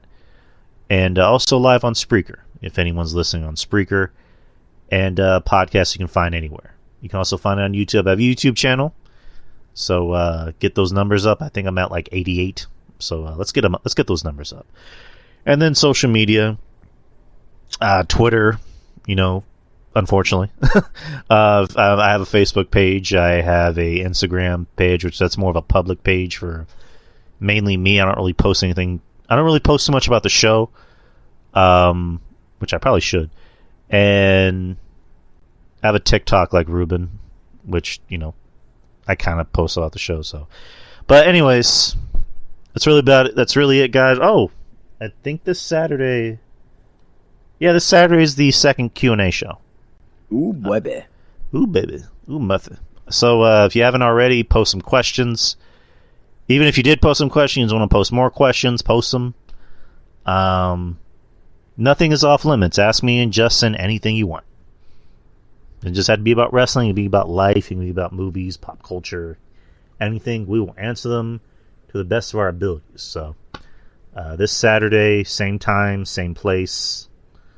And can't wait. But we will see you guys next week, which will be us, you know, giving our view on the draft and doing predictions for Backlash, which is going to be next Saturday. So, anyways, ladies and gentlemen, I hope y'all had a good night. We had fun doing this show. And just be safe, and we'll see you this Saturday. So from myself, Justin, Ruben, and RJ, thank you guys, and have a great night, and be safe, and peace. Peace out. Peace. Peace. The Drew Yari Show. It's Drew Yari. It's Drew Yari. The Drew Yari Show. It's Drew Yari. It's Drew Yari. The Drew Yari Show. It's Drew Yari. The Drew Yari Show. It's Drew Yari. The Drew Yari Show.